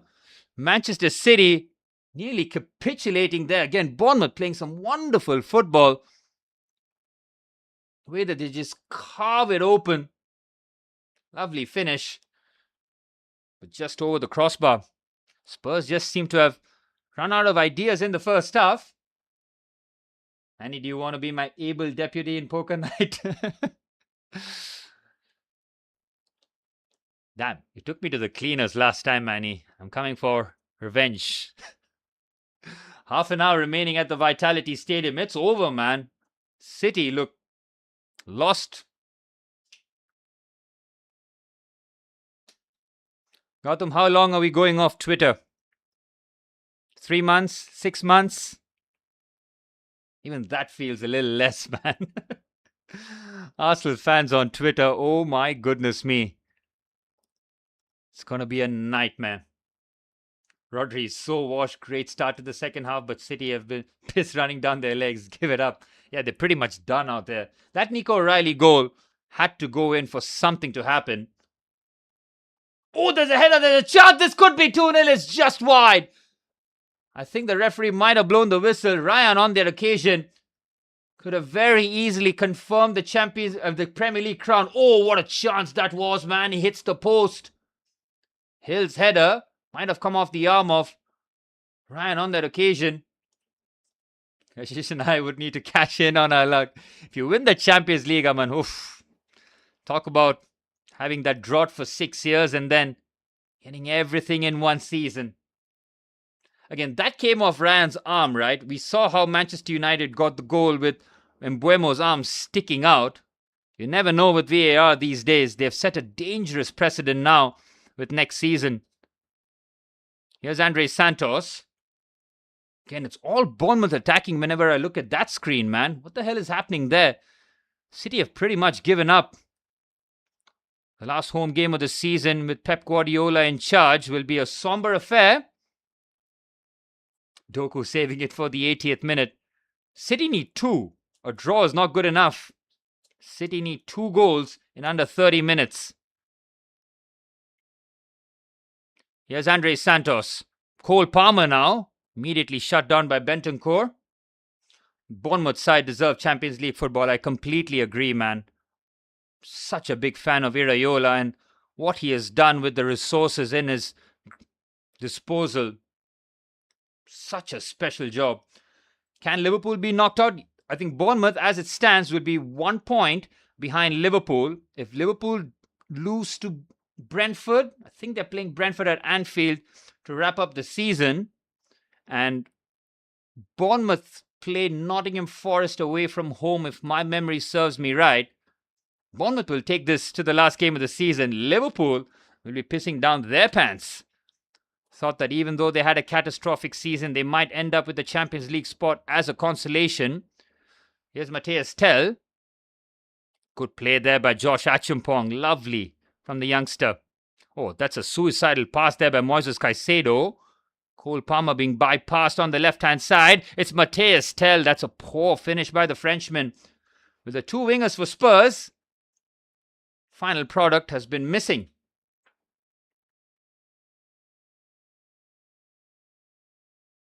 City are only in this race because of that 3-3 draw to Everton. I mean, basically Arsenal, yep. Arsenal were dead and buried after that result at the Etihad Stadium. What a massive help David Moyes helped out with his former student, his former captain, Mikel Arteta. Arteta has a real opportunity, man, if he gets a bit serious next season to build on from the success because, look, it's not coming off as hate, but this kind of performance of Arsenal is not sustainable. Let's be honest. Yes, they've limped over the line, but their performance in open play has to improve next season, man. It will require some incoming, some outgoings as well. Kolo Muani battling against Mark Cucurella. Here's Conor Gallagher. Bentancur. Cole Palmer. We saw him put in a brilliant defensive shift at the Wembley Stadium. Here's Tell. Bentancur continues his run, finding himself on the left-hand side. Chelsea trying to close down the Uruguayan. Doku struggling on that left-hand side by the looks of it. Ball going out of play. Throw in for Bournemouth. You guys are nearly there. Xabi Alonso is going to love Enzo Fernandez. Proper box crasher. His new Xhaka. I'll be very interested to see how Xabi Alonso does organize our midfield. We do have Dario Sugo, Romeo Lavia and Andre Santos as understudies. The Spurs going down? I mean, West Ham, man, if they could have at least taken a point against Newcastle, they would have been in business. But back-to-back losses in the final 3 games, you cannot afford to do that. Spurs might just about get out of jail. But it'll go to the final game of the season, that's for sure. As it stands, though, Chelsea are looking up for it for the only reason that we're playing Spurs here today. Hato. Ooh, Bournemouth on the attack then. Could have very easily been 2-0 again. Trufair, who got the assist for the Krupi Jr. goal. Lovely ball, weighted to perfection. And Bournemouth continue to cut Manchester City open. It's a corner for Bournemouth by the looks of it. Lavia, it seems, dude plays less than Mount. Yep, that's true. No 90 minutes in 3 seasons for Romeo Lavia. Hopefully we can patch him up, but don't hold your breath. Arsenal need a fresh front line, left wing for sure. Top strikers always welcome. But we know how much Mikel Arteta loves Kai Havertz. And if Havertz remains fit, he will continue as first choice centre forward. Victor Gyökeres, I'm not really sure whether or not you get rid of him after he scored like 13 Premier League goals. Yes, he's not the finished article, he's 27. This is pretty much what he is. But having spent well over 60 million quid, I don't see how Arsenal are ruthless enough to bin him after one season. So don't hold your breath trying to get a striker. Left wing has to be a priority for Arsenal. Right wing is pretty much sorted, I guess. You got Bukayo Saka and Noni Madueke as a backup.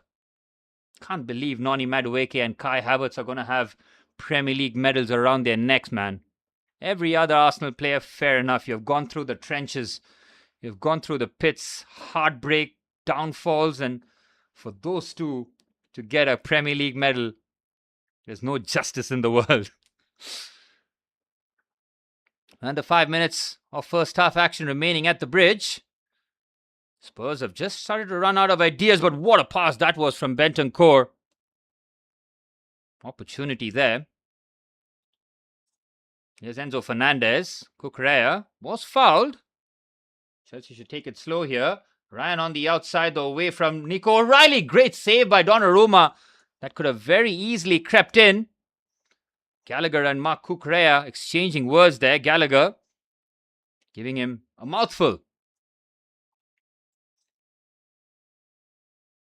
Kai not at all reliable. That's true.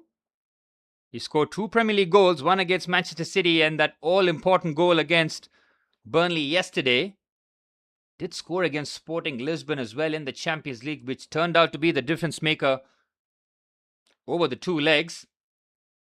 If I'm Arteta, I break the bank for Krupi Jr. You ain't getting rid of Gyökeres next season, but might as well start the new era now. 100%. This is the perfect time for Arteta, man. He's got a bunch of novice managers in the Premier League to fight against. Enzo Maresca is no Pep Guardiola. He might be bald, but that's just about it in terms of comparisons. Xabi Alonso, Michael Carrick. Unai Emery might be the real challenger next season for Arteta's crown. Delap does well on the right-hand side. He might get a foul. He does. Could be a yellow card for Mickey van der Ven. It is the first useful thing that Liam Delap has done. Well over 40 minutes on the clock. Do City look like scoring? No, they're not. They had the chance. Nico O'Reilly in the early stages. Bournemouth with a real melee in the box. Cleared away. If you compare the 2 goalkeepers, Donnarumma has been the more busier goalkeeper. City don't look like scoring. Gallagher looking like Joey Barton. Interesting observation there, Aman. A free kick for Chelsea. It's 70 minutes on the clock at the Vitality Stadium. Arsenal fans, you're 20 minutes away. My goodness me, this is a reality. What kind of simulation am I living in? Whew.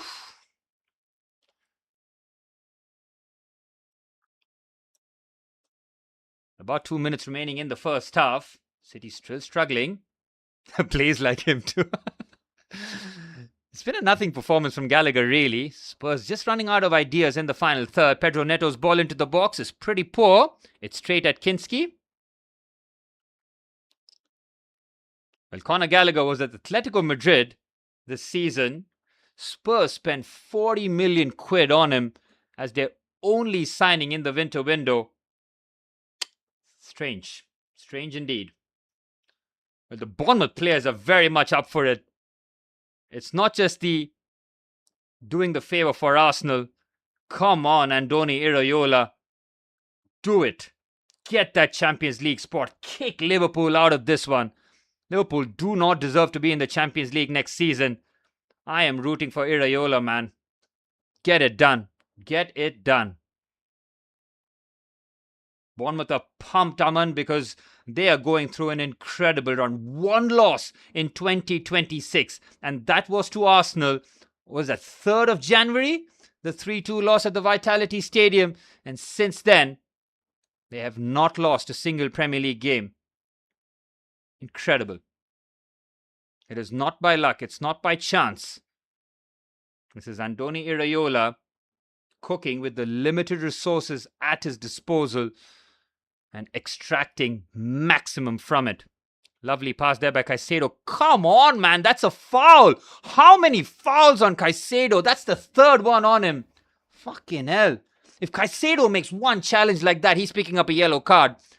Spurs have had free reign to kick the hell out of Moises Caicedo. This time it's Gallagher. Well, Omar Marmoush is coming on for Manchester City. City need 2 in 18 minutes. It's not happening, is it? Well, you don't have to worry about Crystal Palace on Sunday. As the 80th gets closer, Doku finding the ball more and more. It seems to be his work here. Nico O'Reilly might get the header there. It's cleared away. There was a chance there for Manchester City. Doku does well to keep the ball in play. City looking like they're running out of ideas. What a nasty challenge that was on Caicedo. Oh, what about Salah's cryptic post taking a jibe at Slot? I mean, that is the best parting gift Mo Salah could have gone. It's Palmer! What a save by Kinski. That nearly found the back of the net into the bottom corner. It looked like Kinski might have gotten a fingertip to it. Let's have a look here. Poor clearance there by João Palhinha. Enzo Fernandez on the scene immediately finds Cole. Oh, he just pulls it wide. Isn't a corner, just a goal kick. A minute of added on time has concluded by the looks of it. Spurs, as it stands, their relegation fight will go down till the very end. Palmer came close there, Manny. Well, Aman, to answer your question there, I think Salah gave them the best kind of partying gift. It may seem anti-Liverpool, but all he did was speak against Slot and the style. I hate the way Jamie Carragher and the rest of the Liverpool mob are treating Salah. I mean, I get it. They want to protect their club and they don't want to see dirty laundry being aired out. But you could see the number of Liverpool players who liked Salah's post, and then of course the very next picture was him on dinner with like Wirtz, Szoboszlai and Milos Kerkez, the 3 new summer signings. So Salah is absolutely spot on. He's seen his side go from heavy metal football to whatever they are this season. If Marmoush is the answer, Pep has lost the plot. He's just throwing everything to the wall and hoping something sticks here. Aman, you're saying that playing a must-win with Crystal Palace would make me very, very uncomfortable. I completely agree, but Crystal Palace will be pretty much focusing on Rayo Vallecano in the Conference League because they play them midweek. So I'm expecting Oliver Glasner to pretty much rest his starters.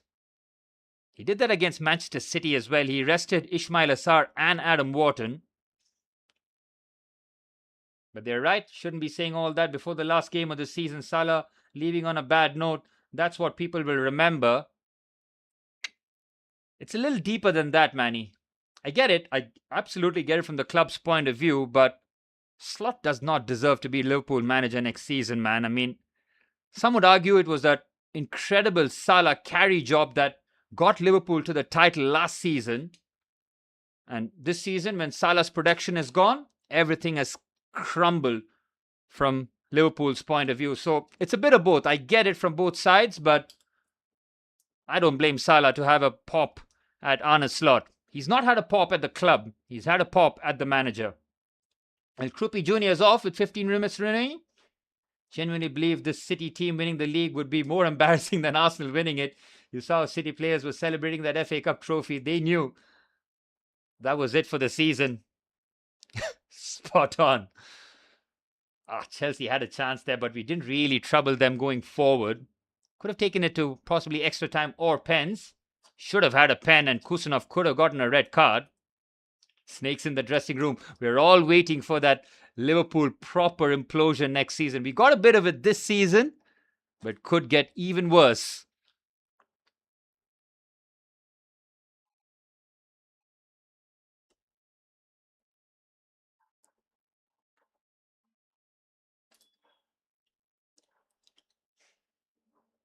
Evan Nielsen, you don't get enough love, but I see you. Oh man, he's a brilliant player to have. Selfless, works hard, quality, everything that you need in a striker, man. Only 6 Premier League goals for him. Something that he certainly needs to improve going forward, but Krupi Jr. has taken the bulk of the scoring. Decent ball in there on the left-hand side. Bournemouth clear. Bournemouth defending very, very deep here.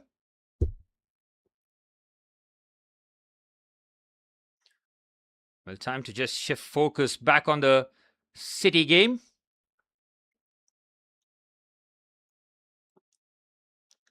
Wouldn't mind a Shirky or Haaland goal to make things interesting. Right back at you, Manny. A goal would be nice. Take the title race to the final game of the season. Make it uncomfortable for the Arsenal fans, who are about 12 and a half minutes plus stoppage time away. The joy that they must be feeling, unbridled. Good defending by Bournemouth. Bournemouth have taken the mold of prime Jose Mourinho's side here. Deep block. Andoni Iraola deciding that this is it in terms of trying to go forward. City looking to throw the kitchen sink at them. Savinho's cross. Oh, decent attempt there. I think Petrovic. Oh, it's a spill. And he gets his hand on it. Oh, George Petrovic made things very, very uncomfortable there. Should have been a comfortable gather. He's not the best in terms of claiming crosses. Oh, and Nico O'Reilly was just waiting to pounce on it.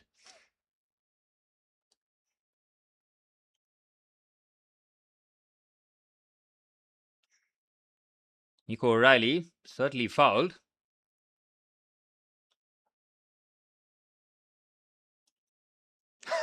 Aman, believe it, man. You are not dreaming. Wake yourself up. This is happening.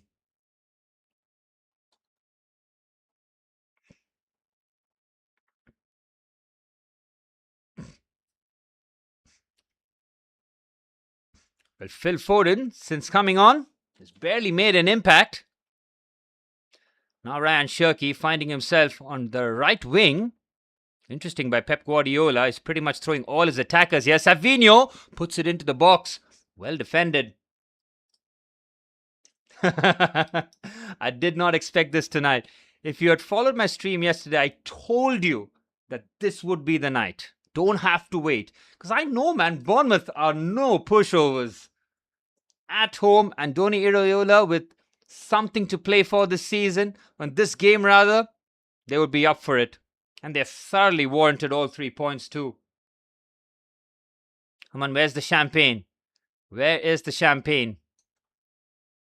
You're unprepared. Kashish is sleeping. You Arsenal fans have nothing to say. Oh, 10 minutes remaining.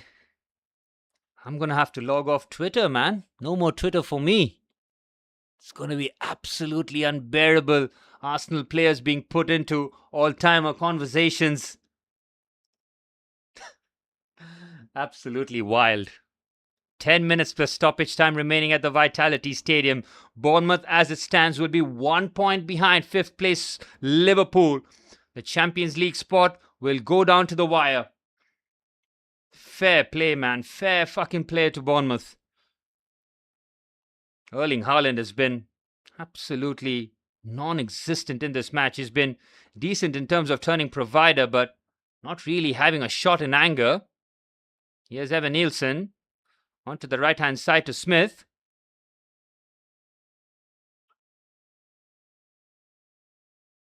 I feel like I should call Kashish, man. Should I?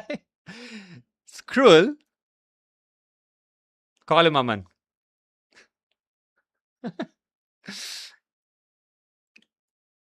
Everyone kept saying tonight was the night, but I trusted City to keep us honest. Bournemouth, man. Proper side, proper team, proper manager. 9 minutes per stoppage time.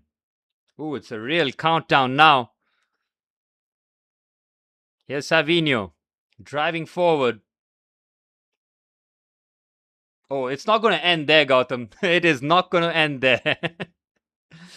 We're going to see all-timer conversations with everybody. And if Arsenal win the Champions League, they're going to say Saka over Thierry Henry.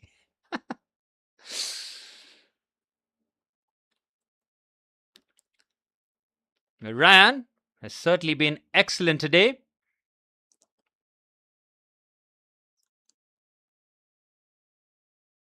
Well, City fans who've made the trip are going to leave empty-handed, as Pep Guardiola's final game as City boss in an away game will end with a defeat, and that game against Aston Villa now having no repercussions to it.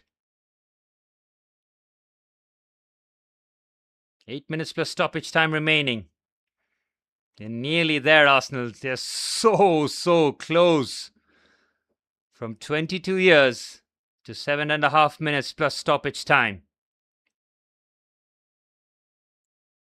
And City need 2, so even if City score 1, Arsenal are champions. But a draw would be so damaging to Bournemouth, man. If City score 1, it's just out of spite. You're wondering where Mayuresh is? He came on earlier. I think as soon as Bournemouth scored, he made his peace that Arsenal will be champs. Here's Phil Foden in a central position trying to drive forward. Bournemouth want the foul, and City want the foul, and they're going to get it. I thought that was Phil Foden. It looked like it was Omar Marmoush. Yeah, it was Marmoush. Allowing this Petrovic guy to keep a clean sheet on you should get you points deduction somehow. It's the Arsenal hate, isn't it, Gotham? But Bournemouth don't lose, man. Bournemouth don't lose games. Arsenal being the only side to beat them in 2026 is kind of poetic as well. They're bringing in Brooks on for Ryan, who gets a standing ovation. What a week for Ryan, man, being called up for the Brazilian national side for the World Cup.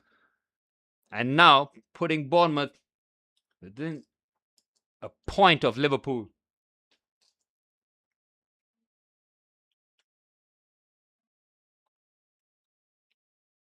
Six minutes plus stoppage time. I've been dreading it all year. I made my peace, but it's happening now. It is happening in front of our very own eyes. Arsenal champions. Rodri with the headers off target. I think the City players just collectively slump after that attack. They're running out of ideas, just chucking balls into the box. This has been a brilliant Andoni Iraola coaching performance. Shake of the head there by Erling Haaland. Loving the close-up cam shots of Haaland, keeping him humble. Well, he had quite a bit to say after the game at the Etihad Stadium, where he did end up scoring the winner. That draw to Everton, far too costly. I mean, this is City's second loss in 2026. Michael Carrick got the job done at Old Trafford against Manchester City. That was on the 16th or 17th of January. And it's taken them up until the penultimate game to lose. Noel Gallagher, he's walking away. He's seen enough. 5 minutes plus stoppage time. City need 2 to take this to the final game of the season. It's time to load up a poker night. I'm traveling this weekend to Bangalore for an event, Aman. So the week after, I think we can meet on the 29th. 30th is a Champions League final. We'll probably do it on the 29th. But anyways, that's for a later date. Under 5 minutes remaining. If you win the Champions League, I'm not going to meet you guys for 6 months.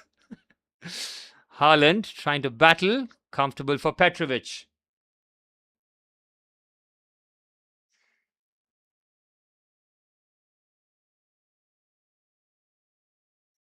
Well, as it stands, Arsenal having yet another perfect game week. They're going to be champions and they're going to see Spurs being dragged to a relegation fight to the very last game of the season. Moisey gave his son the greatest gift. Oh, he did.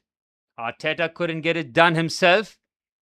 He needed his dad to step up and give them the gift. I mean, why were Everton so pumped up that game, man? It all started with that Mark Gahey error, that back pass, and from there was all Everton. Could have very easily finished it off if they got the win. Arsenal just lost one last season against Aston Villa, and that cost us. But Liverpool were always going to run away with the league, though. They always had that gap. Here's Rodri. City with no real hurry by the looks of it. It's another long punt forward. Truefair defends well. Haaland tries to make something out of this one. Bournemouth have enough numbers back and defend the situation nicely here. 3 minutes plus stoppage time away. My worst nightmare is going to be realized in 3 minutes plus stoppage time. Oh my goodness me, I'm going to be sick to my stomach.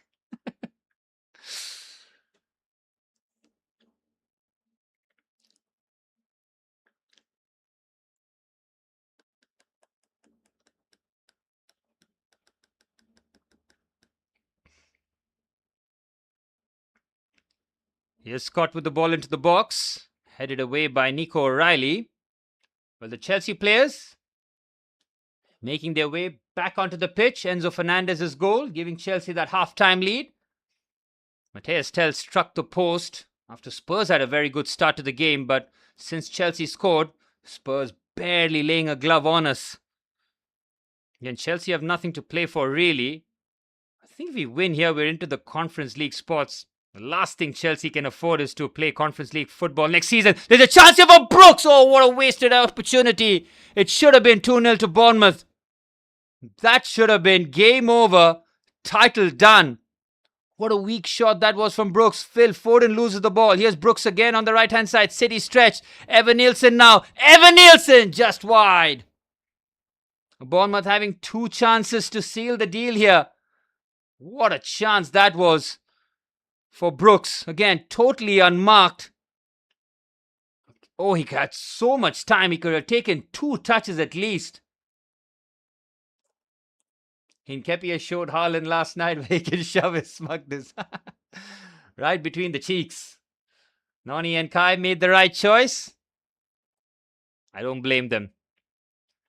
But if Kai Havertz a little bit more, yes, he's been part of the process, the project, but if I see Noni Madueke celebrating shamelessly, I'll be pissed off. But from Arsenal's point of view, they won't be able to celebrate in front of their home crowd, but the Emirates is going to be absolutely wild now. Bournemouth totally deserve it, Gotham. They have battered City. That Brooks goal would have been the exclamation point.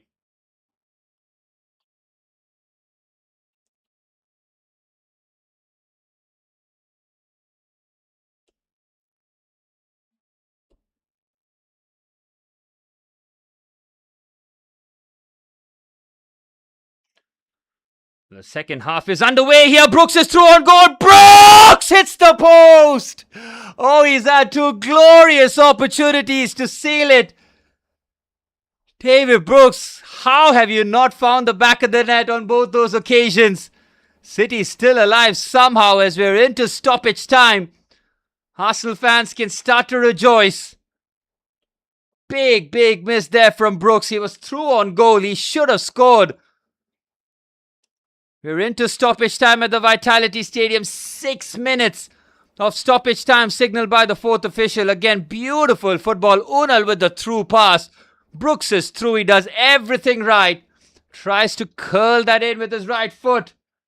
Hits the post. City survive.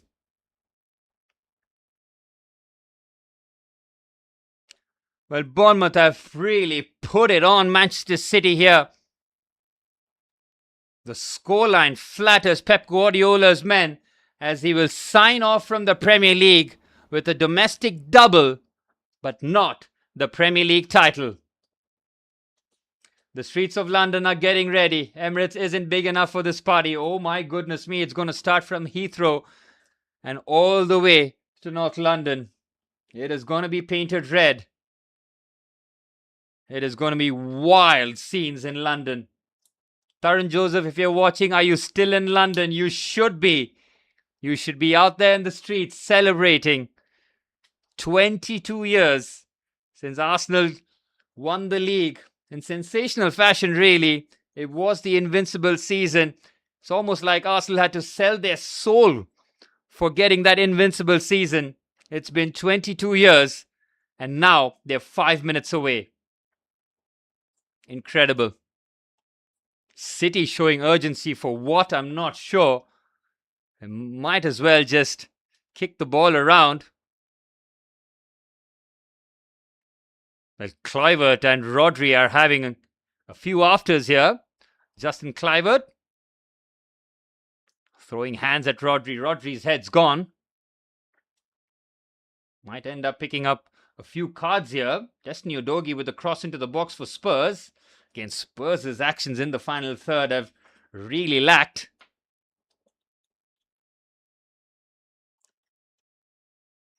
Anthony Taylor getting a bit of screen time here as he gives a couple of yellow cards.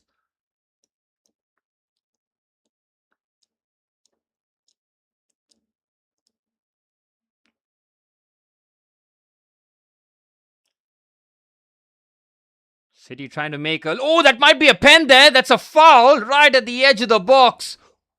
Oh, that was a close call. Rodri getting absolutely clattered there. If that's anywhere inside the area, it could have been a pen. A draw would be heartbreaking for Bournemouth, man. Brooks, he had to score those 2 shots. Yeah, Rodri was outside the box. Won't be a pen.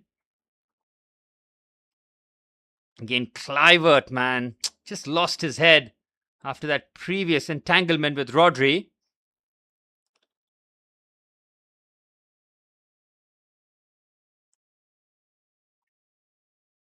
I've just momentarily taken my eyes off the Chelsea game. It's still 1-0. It's a free kick there for Spurs. Halfway point of stoppage time. Pep Guardiola. He looks sad. Rodri with the yellow card. Probably for the previous... Well, Omar Marmoush, if you can curl this into the top corner, could get very interesting here. Marmoush straight against the wall. Phil Foden with an air shot. Pretty much summing up City's attack. And now Bournemouth on the counter-attack can finish this off here. On the left-hand side, they've committed players forward. 2 minutes remaining here. City win the ball back. I'm seeing Richarlison with his hands in his head. What's happened here? He was clearly offside, so it was a poor header as well. Oh my goodness me, Aman, you guys are 2 minutes away. It's happening. It's happening. Somebody wake up, Kashish, man. Somebody wake him up. Oh, there's a chance. Hits the post. Haaland hits the back of the net. City pull a goal back. It is heartbreaking for Bournemouth. Oh, what a shame this is from Bournemouth's point of view. No change in terms of the top of the table. Haaland smashes it from close range. Oh, that is so sad from Bournemouth's point of view, man. Champions League hopes extinguished.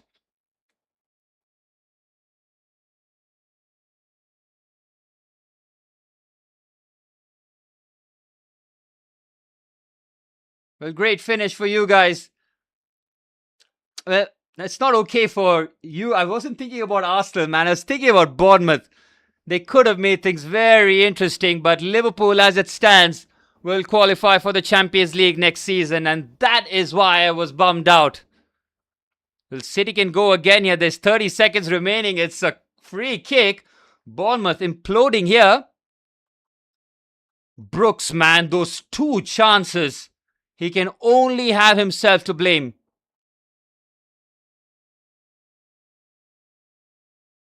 Free kick for Manchester City. Arsenal fans who are ready to celebrate. If City find the back of the net, it's going to go down till the final game of the season. Bournemouth managed to clear this, but not too far. Here's Tavernier. Gets that away. Omar Marmoush wins a critical header. Bournemouth could try the counter-attack. Savinho does well. Savinho does very well. And now on the left-hand side with plenty of space here. It's Savinho with the cutback. It's a chance here. Well blocked. It fell to Ryan Cherki as well. Bournemouth survive. Arsenal fans. Oh my goodness me. What a change in emotion that would have been.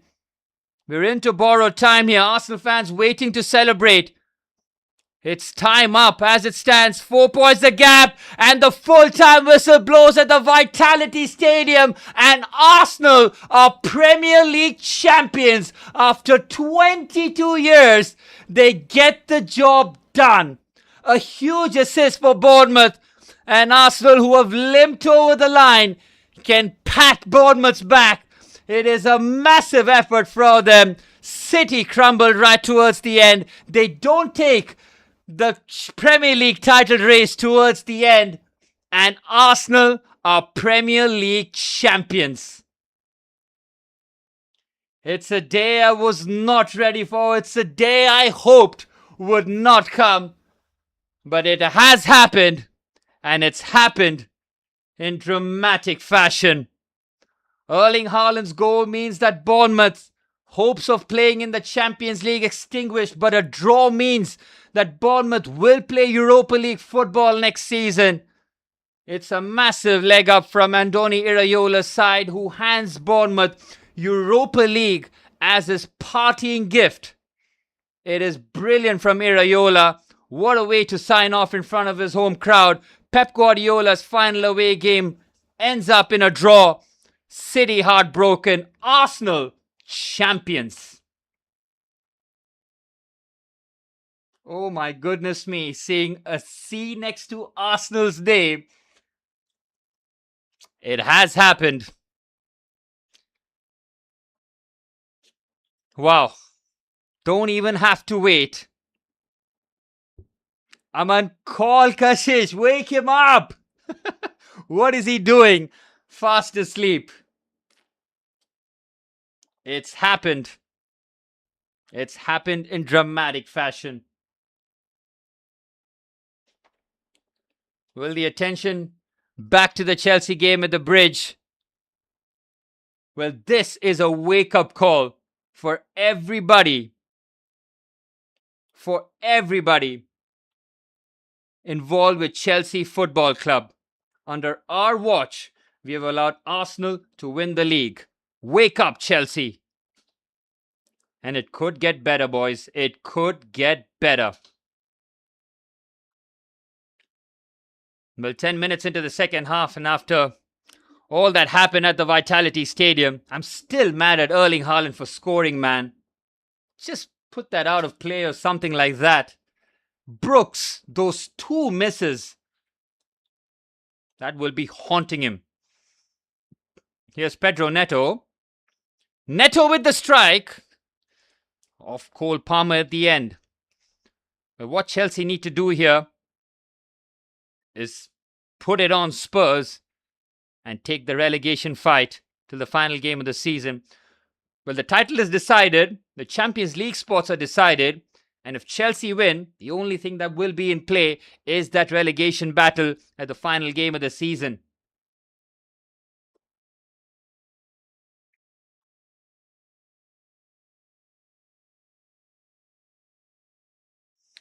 Well, it's a day that we hoped that would never come.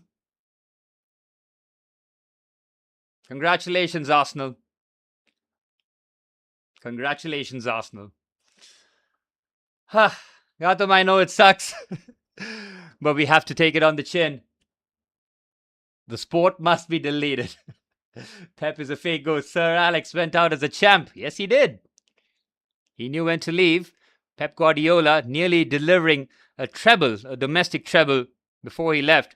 Let's not forget, he got spanked 5-1 on aggregate to Alvaro Arbeloa, Real Madrid as well. So, pretty poor. I think he's still sleeping. Wake him up. I mean, I don't want to call him, man. He's got work tomorrow.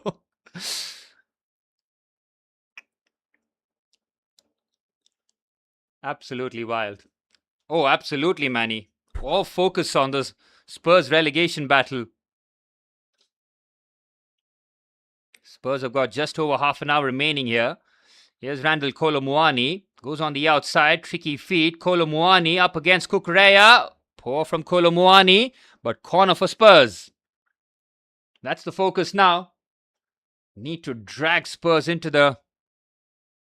Well, they'll be still out of the relegation zone.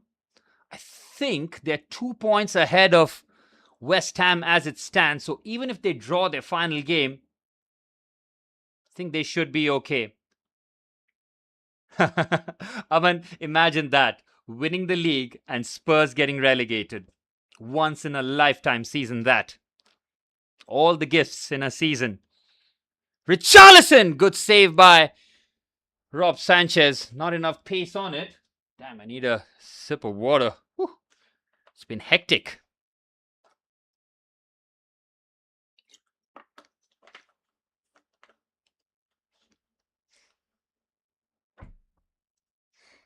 Don't be greedy, Aman. You won the league, you won the Champions League, and you want Spurs to get relegated? He is awake? How could he be sleeping, man? There's no way I could have found any sort of sleep. I told you guys, I told you after the Burnley game, it is gonna happen today. You guys were 24 hours away from winning the league after the 90 minutes concluded at the Emirates Stadium. Gautam, what's happening on Twitter? The carnage that must be happening online. I'm going to be off for a couple of days at least. It's going to be absolutely wild.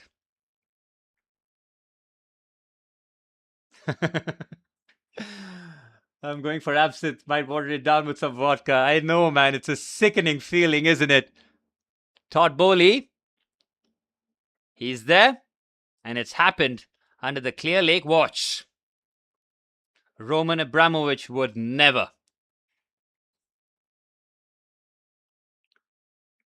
Well, when Thomas Tuchel was the manager and Arteta was in his depths, the complete 180 that has happened since then has got to be studied. Arsenal went on an upward trajectory and Chelsea just nosedived. Isn't that a second yellow on Van de Ven? I mean, if Gallagher has been booked before, that's a second yellow on Gallagher, man. Cole Palmer asking the question. And Conor Gallagher, who possibly had an opportunity to play a Champions League semi-final if he had stayed at Atletico Madrid, now finds himself in a relegation dogfight.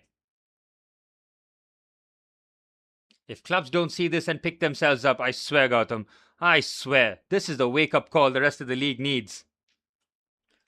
I'm not going to be humble about this shit at all. I don't expect you to, Naman. Again, I'm going to probably see you after 4 months, man. I have no intentions of meeting you or Kashish. Can you imagine what Kashish is going to do? Oh my goodness me. Fine, Aman. I'll accept it. I'm giving you 24 hours. And after that, I'm not hearing anything more. I'll happily block you off all the platforms. Under half an hour remaining at the bridge. Chelsea, as it stands, finally breaking their winless streak. I mean, what is that, 7 Premier League games? Ugh. Before I go to bed, after I wake up every living minute. Oh, Kashish is now woken up. He's sending me a message. Tell him to come on the stream, man, Aman. Let him chat here. It's happened. It's happened. You can pinch yourself. Arsenal are champions. Liam Delap, the bricklayer that he is, trying to battle against Kevin Danso. Aman, if you guys win the Champions League, the first season I take YouTube seriously, and Arsenal winning the double. If that's not a sign, probably do something else. Here's Tell. Finds Jopalinia. I'm happy for you guys, man. I really am. Only for you guys, my close circle. You, Kashish, Tarun, Joseph. I'll give it to you guys. But other than that, couldn't care less about the rest of the Arsenal fans. Oh, I got a cousin as well. Shout out to him. He's gone through a lot of suffering.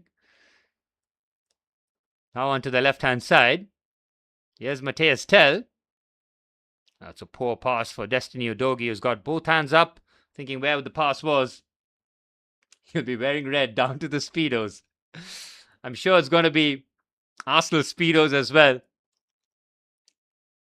Well, tell Umanshi that there's going to be a change in terms of redecoration or how you're going to decorate the new house. There's going to be some Arsenal posters. There's going to be some red bed sheets, some red curtains. How's that not a yellow card on Destiny Udogie, man? Oh, he's here, Mr. Kashish Pal. Arsenal are Premier League champions. They have won the league with a game to spare.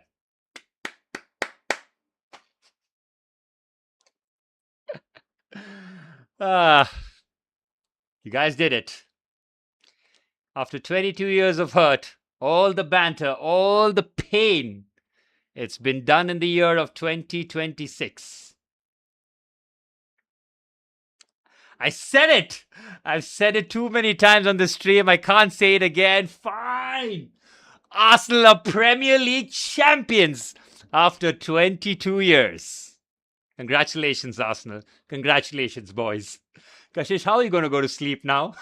Are you going to take off from work tomorrow? It's possibly going to happen. Well, I'll say one thing. Arsenal should have won the league by a wider margin. The fact that they had a nightmare April, they dragged it down till the very end, and they needed a bit of help from Everton and Bournemouth to get the job done. Kashish, I'm sure you thought that it's not going to happen in your lifetime. Tell thanks to me, I told Aman to call you, man. How could you go to sleep? I can't believe it. I thought you'd be awake.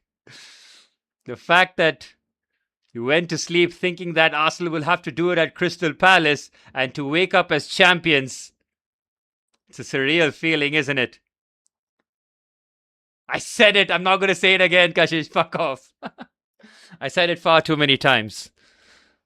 I said it like 10 times in the last 20 minutes. I'm done. Here's the cross into the box by Pedro Porro. Overhits it. Richarlison does well on that occasion. 25 minutes remain at the bridge. If you guys win the Champions League, if I have to say Arsenal win the Champions League, I feel sick to my stomach. Here's Kevin Danso. In Spurs, had more of the ball. Chelsea have played very little football in the second half. Kashish, how are you going to sleep after this one? Your heart must be pounding out of your chest. I'm happy for you guys, man. I really am. Rivalry aside, 22 years is a long, long time. I mean, Liverpool had to wait nearly 30 years for that to happen. And if Manchester United continue on their trajectory, they're going to wait a couple of decades themselves. Chelsea are nicely coming on to 10 years without a Premier League trophy. Well, next season is where Arsenal can really consolidate. Pep is leaving. There's a lot of rookie managers coming in. Arteta with his squad built. He needs to be ruthless though. That's the next step in Arsenal's development. What a brilliant turn that was by Enzo Fernandez. Immediately shut down though. Here's Randall Kolo Muani on the left-hand side. Ooh, Spurs give the ball away. Here's Cole Palmer in a central position. He's got Pedro Neto on the right-hand side.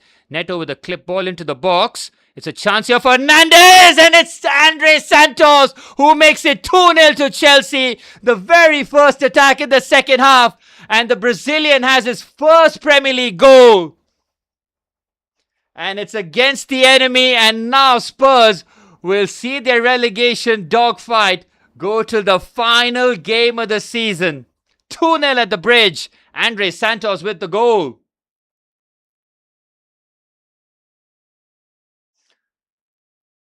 But at least Chelsea have got their priority right. After 7 games, 7 winless games, our last victory coming against Aston Villa in March. It's the 20th of May, and we're finally getting a Premier League victory. It all comes from Spurs just throwing the ball away, man. Enzo Fernandez, brilliant assist, puts it across the face of goal. And Andre Santos just rolls it into the bottom corner. A goal and an assist for Enzo Fernandez.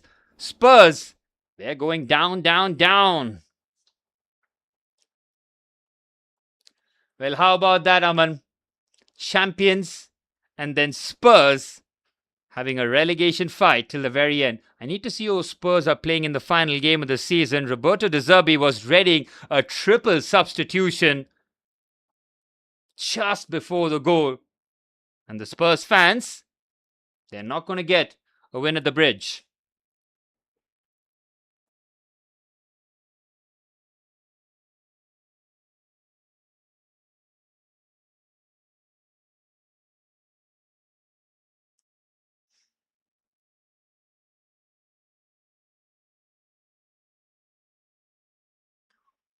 Well, West Ham have Leeds at home and Spurs have Everton at home. I mean, that is not an easy game for Tottenham Hotspur, man. David Moyes, you've helped Arsenal out. Now, it's the time for the real gift now. Put it on Spurs in the final game of the season. And boy, oh boy, I will celebrate with the Arsenal fans. Well, Leeds have nothing to play for. Everton can make a move into the Conference League, maybe. Chelsea have Sunderland away. Manny, as it stands, are we in the Conference League position? We're going to have to play Conference League, don't we, next season? But hey, Chelsea have 2 Champions Leagues, 2 Europa Leagues, and 1 Conference League. So it may be time to complete the set twice. I'm going to have to be shameless, don't we? Here's Rodrigo Bentancur.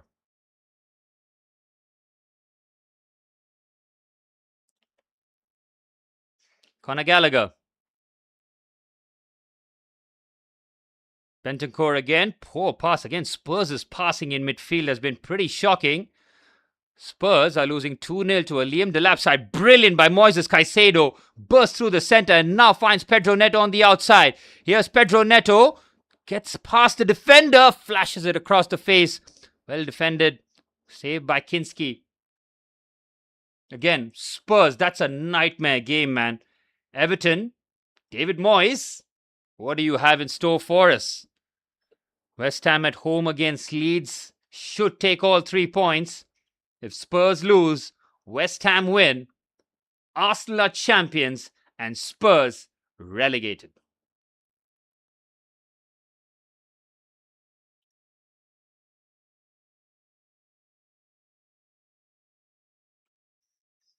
Well, 20 minutes. The Leeds ain't easy, that's for sure. I mean, if West Ham need to try and get out of the relegation zone, if you cannot beat Leeds United at home in a must-win game, you deserve to go down. It'll be 3 losses to end the campaign and Nuno Espirito Santos can have no real complaints.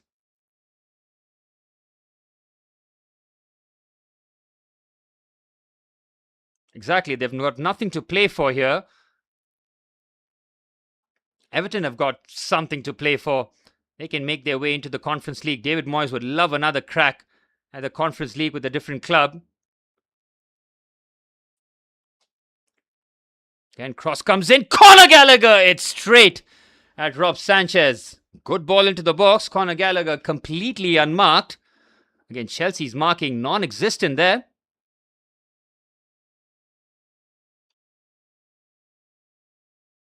Well, a goal from an Argentine and a Brazilian to send Spurs down would be lovely. We've done our bit, and now it's up to Everton. The Leeds are really good, man. Daniel Farke, since the turn of the year, outstanding coaching job from him. Leeds were favourite to go down, but he did so well. I remember they got 3 points at Ellen Road against Chelsea and a 1-1 draw, or was it a 2-2 draw at the Bridge? We certainly did help them out in terms of giving them the impetus to go out there and seal their spot for next season's Premier League. Here's Gallagher. Matthias Tell. Now on to the left-hand side to Jet Spence. Bentancur.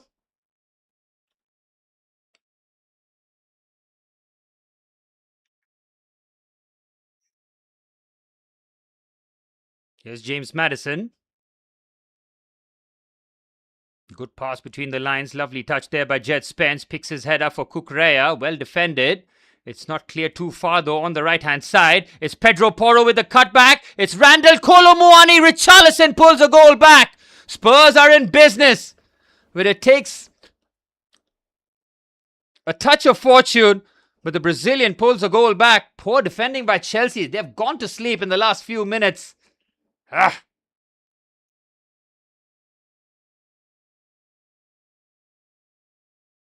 Again, this is a nice little back heel there, but it's so lucky from Kolo Muani's point of view. He's trying to get that on target, but it falls straight into the path of Richarlison.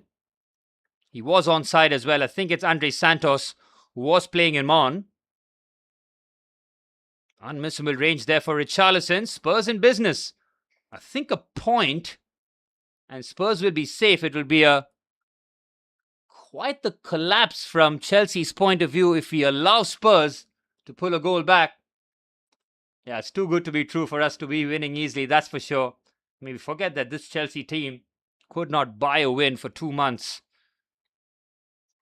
Nearly 3 months. It was the 3rd of March, if I remember correctly, when we beat Aston Villa 4-1 away from home. And from there on, it's just been nightmare after nightmare. Chelsea need a third here. Boys, you got one job. Win the game. Again, this means nothing for us. But it means a hell of a lot in the grand scheme of things. João Pedro having a shitty week. Fortunately, could not contribute in the FA Cup final, getting dropped from the Brazil squad and now nursing a hamstring injury. But Chelsea should certainly shut him down. Good news for Chelsea is João Pedro will get the summer off. Well, Spurs needed a goal to revitalize what looked like a tough scenario for them. They don't take points at Stamford Bridge often. Roberto De Zerbi has gotten a lifeline here with 15 minutes to go. Here's Kinski. I think the only substitution we have made was Trevor Chalobah coming on for Josh Achimpong. I'm not really sure what that substitution is really for. Chalobah playing as right back by the looks of it. Here's James Maddison. Spurs were readying a triple substitution when the scoreline was at 1-0. Then Santos scores. You could see the reaction from the bench. It was a sinking feeling for them. Good challenge there by Jarell Hato. Hato does very well. Liam Delap shifts it onto the right-hand side. It's Cole Palmer now. He's got options. He takes too long on the ball. Shifts it onto the right-hand side. It's Pedro Neto now. Neto might go on the outside. Decides to slow down the attack. As long as Chelsea win, that'll be fine. Again, look at the options that Palmer had. He had Neto and Delap. Would you pass to them? I wouldn't. Well, the pass that he had to play, the killer ball was for Liam Delap, and forget about it.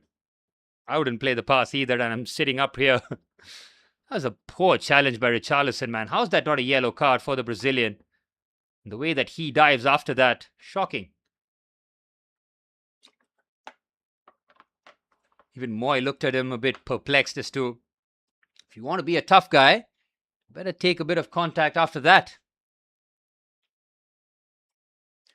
It's been a hectic stream, man. It's still not done.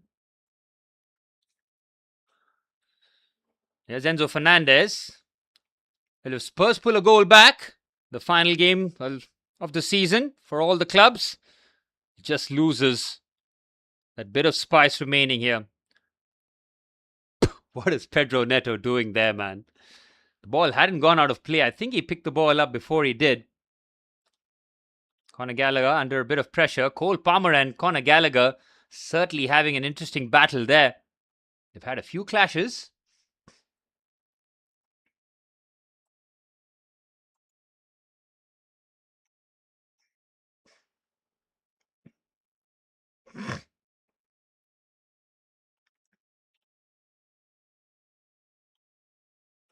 If Spurs pull a goal back, they will be safe.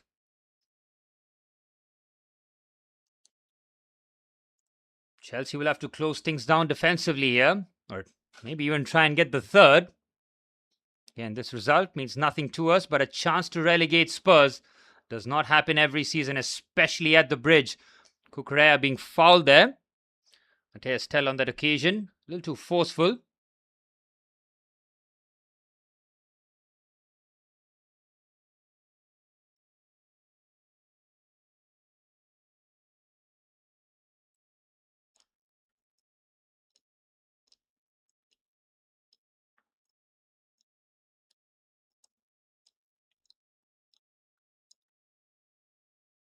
Why the hell are we bringing on another defender, man? I mean, Jarell Hato has picked up a yellow card. Please walk away, Jarell. The referee will happily give you a second yellow card here. It seems that Jarell Hato will be coming off. Chelsea are bringing on yet another defender. I mean, I don't really understand why. Final home game of the season and the opportunity to put Spurs under a lot of pressure. Liam Delap has played like the bricklayer that he is. It's another foul by him. It's a sore one on Rodrigo Bentancur. Spurs take it quickly. James Maddison breaks the lines and gets there first, keeps it in play. Here's Jet Spence now. Spence with the cross into the box, takes a deflection. Caicedo does well, so does Palmer. Lovely touch by Cole, but nearly falls into the path of Pedro Neto. Santos does well, but he gets bullied off the ball. Here's Jet Spence again. Spence to Maddison. Good defending by Chelsea. Strength in numbers there as Caicedo picks his head up. And now Liam Delap can run the channel here. He is onside. Here's Delap now. Come on, find the right option. He does, finding Enzo Fernandez. That's a foul. Clear foul there by Randall Kolo Muani. Enzo Fernandez so clever there. He knows the challenge is coming. And Fernandez, who has a goal and an assist, will be looking for a brace here. 10 minutes plus stoppage time remain at the Bridge. And as it stands, the relegation fight will go down to the final game of the season.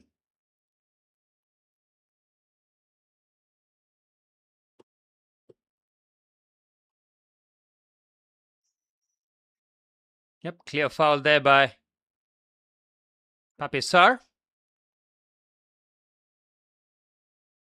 Well, under 10 minutes plus stoppage time at the Bridge. Chelsea looking for the third. After Richarlison pulled a goal back, Cole Palmer and Enzo Fernandez, the two players out there. Again, I do not understand these moves, man. Why are we changing our back line? It's Sarr coming off, who's barely seen any sort of football. And he's replacing Wesley Fofana. Again, that changes the balance too for Chelsea.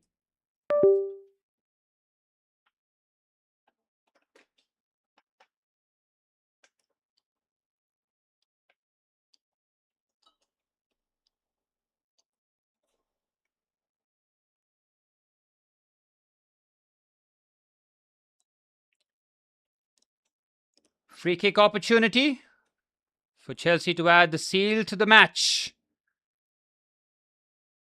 Better find the top corner here. Kinski is picking one direction. This might be a Cole Palmer special. If he gets this over the wall or Enzo Fernandez has to curl it around it, it's Cole Palmer against the wall. Poor by Palmer. Again, this should have been Enzo Fernandez territory, but I think Cole Palmer just pulled rank there over the skipper. Here's Fernandez. Finds Mamadou Sarr. Sarr's a left footer and he's playing right back by the looks of it. Certainly interesting what Callum McFarlane has done in terms of substitutions in the second half. Again, we don't really have options on the bench, but we've got the likes of Shimueka and McQueen on the bench as academy players. Jesse Derry is back on the bench as well. He suffered that nasty head injury against Nottingham Forest. It's great to see that while it did look serious and possibly could have ended up even worse. That Jesse Derry is back for selection. Everybody gets a clean slate under Xabi Alonso next season. Chelsea, there are a few players that immediately walk out of the door for me. Liam Delap, Pedro Neto, Garnacho. These three immediately have to go from Chelsea's point of view. I think Pedro Neto might end up staying because of his experience and his ability to quote-unquote play in multiple positions. Sarr does well to shut down the attack. Santos on the slide. Maddison plays it to Richarlison. Richarlison slips it through. It's James Maddison. Brilliant challenge. Jarell Hato. That is goal saving. It looked like Maddison was going to find the back of the net. Beautiful football from Spurs. Magnificent from Jarell. Outstanding. It was a tight angle for James Maddison. Brilliant block, Manny. Brilliant block. Jarell Hato's stocks have certainly risen over the last couple of months. I think Xabi Alonso would like what he's seeing from him. Capable of playing on the left side of centre half or even as the left side of the back three. You can imagine Levi Colville as a centre back. Left side Jarell Hato and possibly Reece James or Wesley Fofana as the right-sided centre half. Maybe even Achumpong. It gives us some kind of balance in terms of defense. Xabi Alonso certainly does have options, that's for sure. There's a yellow card being brandished for somebody here. Are they going to give the pen here?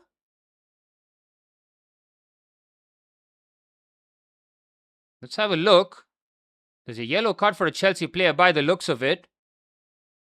What the fuck are these guys doing, man? There's zero IQ. Cucurella, fuck off, man.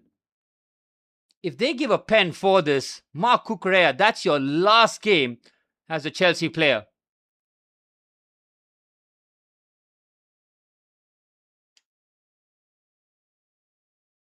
What are they doing? Why are you pulling them back? I mean, Cucurella, that's criminal. The ball, I think, wasn't delivered into the box before that. Yep, I think Cucurella had pulled him down before it. So we get lucky, but Cucurella, I mean, not a single brain cell in his head during that corner. Spurs want a pen. Not going to get it. I wouldn't be surprised. But the only reason that wasn't a pen is because the foul was committed before the corner was... It's so stupid, man. The fact that we've got our shortest player defending their tallest player is even worse. Cucurella absolutely brain dead. The last 3-4 months of Mark Cucurella, all that goodwill he built last season, out the window. Absolutely out the window. Yes, I'm sure he's another player that was unhappy to see Enzo Maresca go, but his performances over the last couple of months, if he leaves next season, I couldn't be arsed. 4 minutes plus stoppage time remaining. Another pushing and shoving. Rob Sanchez, great handling. Takes his time, and the fact that we've made this a game, man, Spurs was struggling. There's so much pushing and shoving in the box. Rob Sanchez, the coolest man. I don't think he headbutted anybody, but... Oh, Liam Delap has made something out of nothing, but that's a foul by him. Yep, that's the thing. It's a clear yellow card. It's a clear foul. But the only reason why it wasn't a pen is because it happened before the ball was delivered. Look at Liam Delap, man. I fucking hate him. He's a dirty footballer.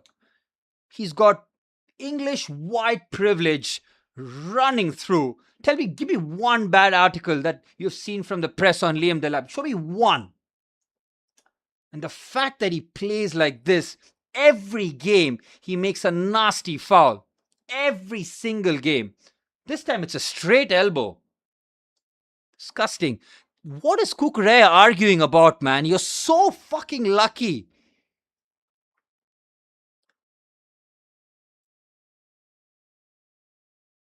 Terrible. Well, 2.5 minutes remain. This has been an uncomfortable viewing in the second half. That Richarlison goal certainly giving Spurs that lift that they needed. And if Jarell Hato doesn't make the block of James Maddison, it's 2-2. Look at this clown McFarlane making a triple substitution now, man. Well, great to see Shim Mueka coming on. I mean, the PL2 player of the season. Absolutely criminal from Chelsea's point of view that he got 0 senior minutes this season. Garnacho and Dario Esugo coming on as well. 2 minutes plus stoppage time remain at the bridge. Cole Palmer, decent first half, completely faded in the second. He needs a summer off desperately. Liam Delap, I hope that's the last time I see you at the bridge. You disgrace of a footballer. Well, Delap's off. Look at him getting a round of applause as well. Tell me why privilege does not exist in football. Disgraceful. Well, Garnacho will replace Pedro Neto. Might be the last time that we're seeing Alejandro Garnacho at the bridge as well. Garnacho on TV off. I don't blame you, my friend. I don't blame you at all. What a waste of 40 million quid for Garnacho. What a terrible investment in Liam Delap. I mean, think about it, man. Chelsea won the Club World Cup. We qualified for the Champions League. And we handed Enzo Maresca the transfer window that we did. Only Joao Pedro. I mean, the fact that the hierarchy will use Joao Pedro as the example that the model works and everything is fine is an absolute crime considering the number of failures that they've hit in terms of transfers. Now on the left-hand side, here's Conor Gallagher into the central areas. Final minute of normal time. Gallagher scoring a goal at the bridge would be poetic. Here's Bentancur. Dario Sugo. I'm waiting to see what he is all about next season, man. I had a lot of hopes, but he picked up that serious thigh injury which needed surgery. He has to be above Romeo Lavia and Andre Santos in the pecking order. The only reason he isn't is because he's almost like a carbon copy of Moises Caicedo, but have Moy and Dario Sugo as our two pivot players. Chelsea look a lot more solid in the central areas then. It's up to Xabi Alonso how he decides to get that midfield makeup going. Brilliant from Esugo immediately with the challenge, Caicedo-like. Oh, Garnacho, what a terrible pass. And it's Richarlison on the left-hand side. Alejandro Garnacho coming on and helping Spurs here. It's James Maddison. Good play there by Trevor Chalobah. Superb by Dario Esugo. Lovely. Bailing us out again. Caicedo pushes it to Enzo Fernandez. He's got Shim Mueka in front of him. Here's Enzo Fernandez. Plays it to Shim. Slightly overhit. Mueka can look to protect the ball. Hopefully Garnacho's last appearance at the bridge. I really, really hope so. If Chelsea are a serious institution, if you see Garnacho and Delap at the bridge next season, we are not a serious institution. Delap silenced those who believed in him. My goodness me. Look at the number of articles that were written against Nico Jackson. 26 non-penalty goals in the 2 seasons that he was. 30 million quid, the same as Delap. Take inflation into account if you want to, but Nico Jackson had 1 senior season at Villarreal before moving to the bridge. And look at the way he was treated and look at the free ride Liam Delap gets. Hate him, man. Absolutely hate him. That's a poor foul there by Dario Esugo. He'll pick up a yellow card. Things getting slightly desperate at the bridge. Nervy 5 minutes. Manny, you said you believed in Delap. Look at Garnacho, man. Fucking idiot. Nearly a perfect ball there for Richarlison. Nothing up there. United fans, shame on you. Gaslighting of the highest order, wasn't it? They watched him week in, week out and said, yep, nothing wrong with him. He's going to Real Madrid. Oh, that's a fucking useless foul again. Moy, why? Such a pointless foul there by Moises Caicedo on Conor Gallagher. Why does he have to go through the wrong side? I'll never understand why Moy does that, man. He doesn't have to make the foul. It's a free kick for Spurs. This is James Maddison territory. Having missed most of the season because of an ACL injury, this would be some way to announce your return. A draw for Spurs, and they're safe. 4 minutes of stoppage time remain at the bridge. The Spurs fans on the edge of their seat here. It's James Maddison. Poor free kick. Spurs fans, hands in head. Delap is simply stoppable. I mean, there's no need to rub salt into the wounds, my friend. Absolutely no need. Well, the fact that Kai Havertz missed the entirety of the season, he's got 2 Premier League goals. Delap, 1 Premier League goal this season. Shocking.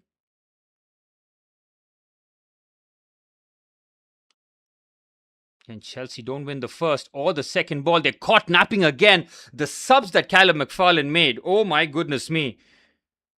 Absolute kamikaze stuff.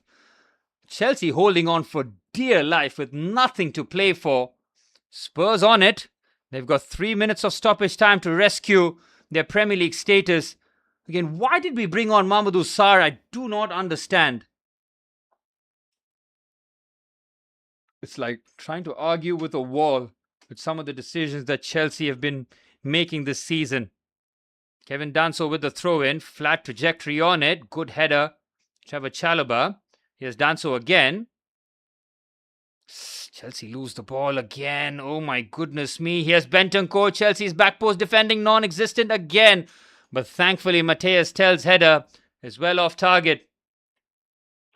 Spurs fans hoping for a second win at the bridge in the Premier League era might end up empty-handed and seeing their relegation dogfight go till the very end. Roberto De Zerbi with yet another loss to his name as it stands. De Zerbi losing to Callum McFarlane. That is not a good sign. Well, as it stands, Chelsea will finally break their 7-game winless streak. I don't want to count my chickens too early considering how Chelsea have been this season. Where does a win take us? I've not looked at the Premier League table for a good 2 months, man. Fuck, we are in 8th. Are we going to make the Conference League? Shit. We just might. Garnacho finally making himself useful, but doesn't win us a throw-in either. Again, any chance you can wake up, lads? Don't go to sleep. That's a poor pass there by Rodrigo Bentancur. As we approach the final minute of stoppage time, well, Chelsea have certainly shown their weak underbelly. Cucurella defends that well. Enzo Fernandez, as it stands, will be the man of the match.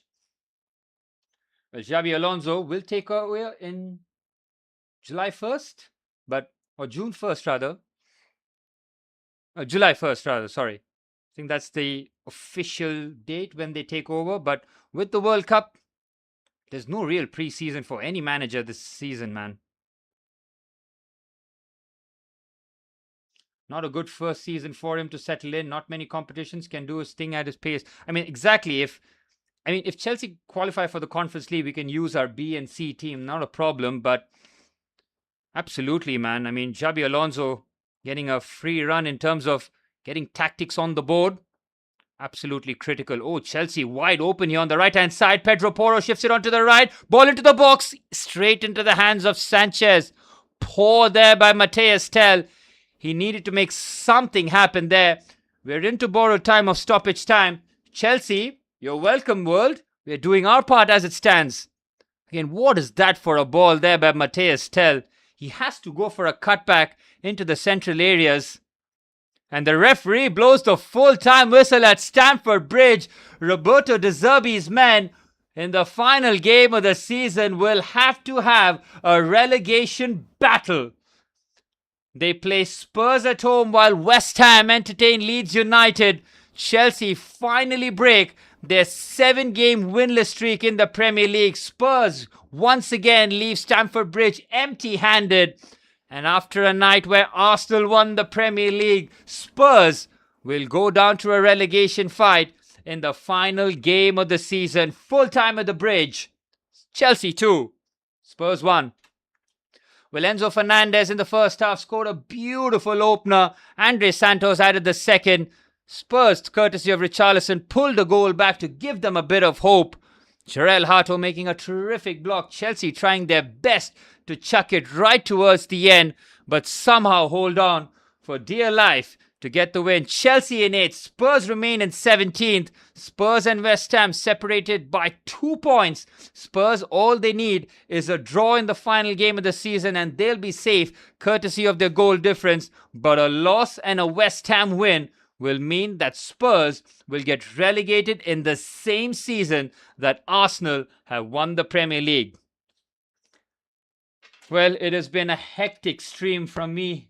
2 hours 45 minutes. I might just end up losing my voice, and I need it for the weekend. It is absolutely incredible what we have seen here today. The day that hell was freezing over has happened. Arsenal are champions, and Spurs will have to go down to the final game to protect their Premier League safety. What's Maddison so stressed about? He had the opportunity to pull a goal back, but ultimately a brilliant Jarell Hato block meant that Chelsea, well, despite everything that happens in the season, we do beat Spurs, and Spurs will have to beat Everton, or even a point will be fine for them. Anyways, guys, I'm signing off. Congratulations to every Arsenal fan who tunes in here. Congratulations, Aman. Congratulations, TJ. Congratulations, Kashishpal. Arsenal are Premier League champions. Spurs fighting for their lives. I'm signing off, guys. Thank you so much for tuning in. It's been a hectic stream, made so enjoyable, courtesy of your support and your company. I've loved every second of it. Apart from the fact that Arsenal won the league, I really do appreciate it. Thank you so much, guys. I'll see you for the Europa League final tomorrow and, of course, the final game of the season on Sunday.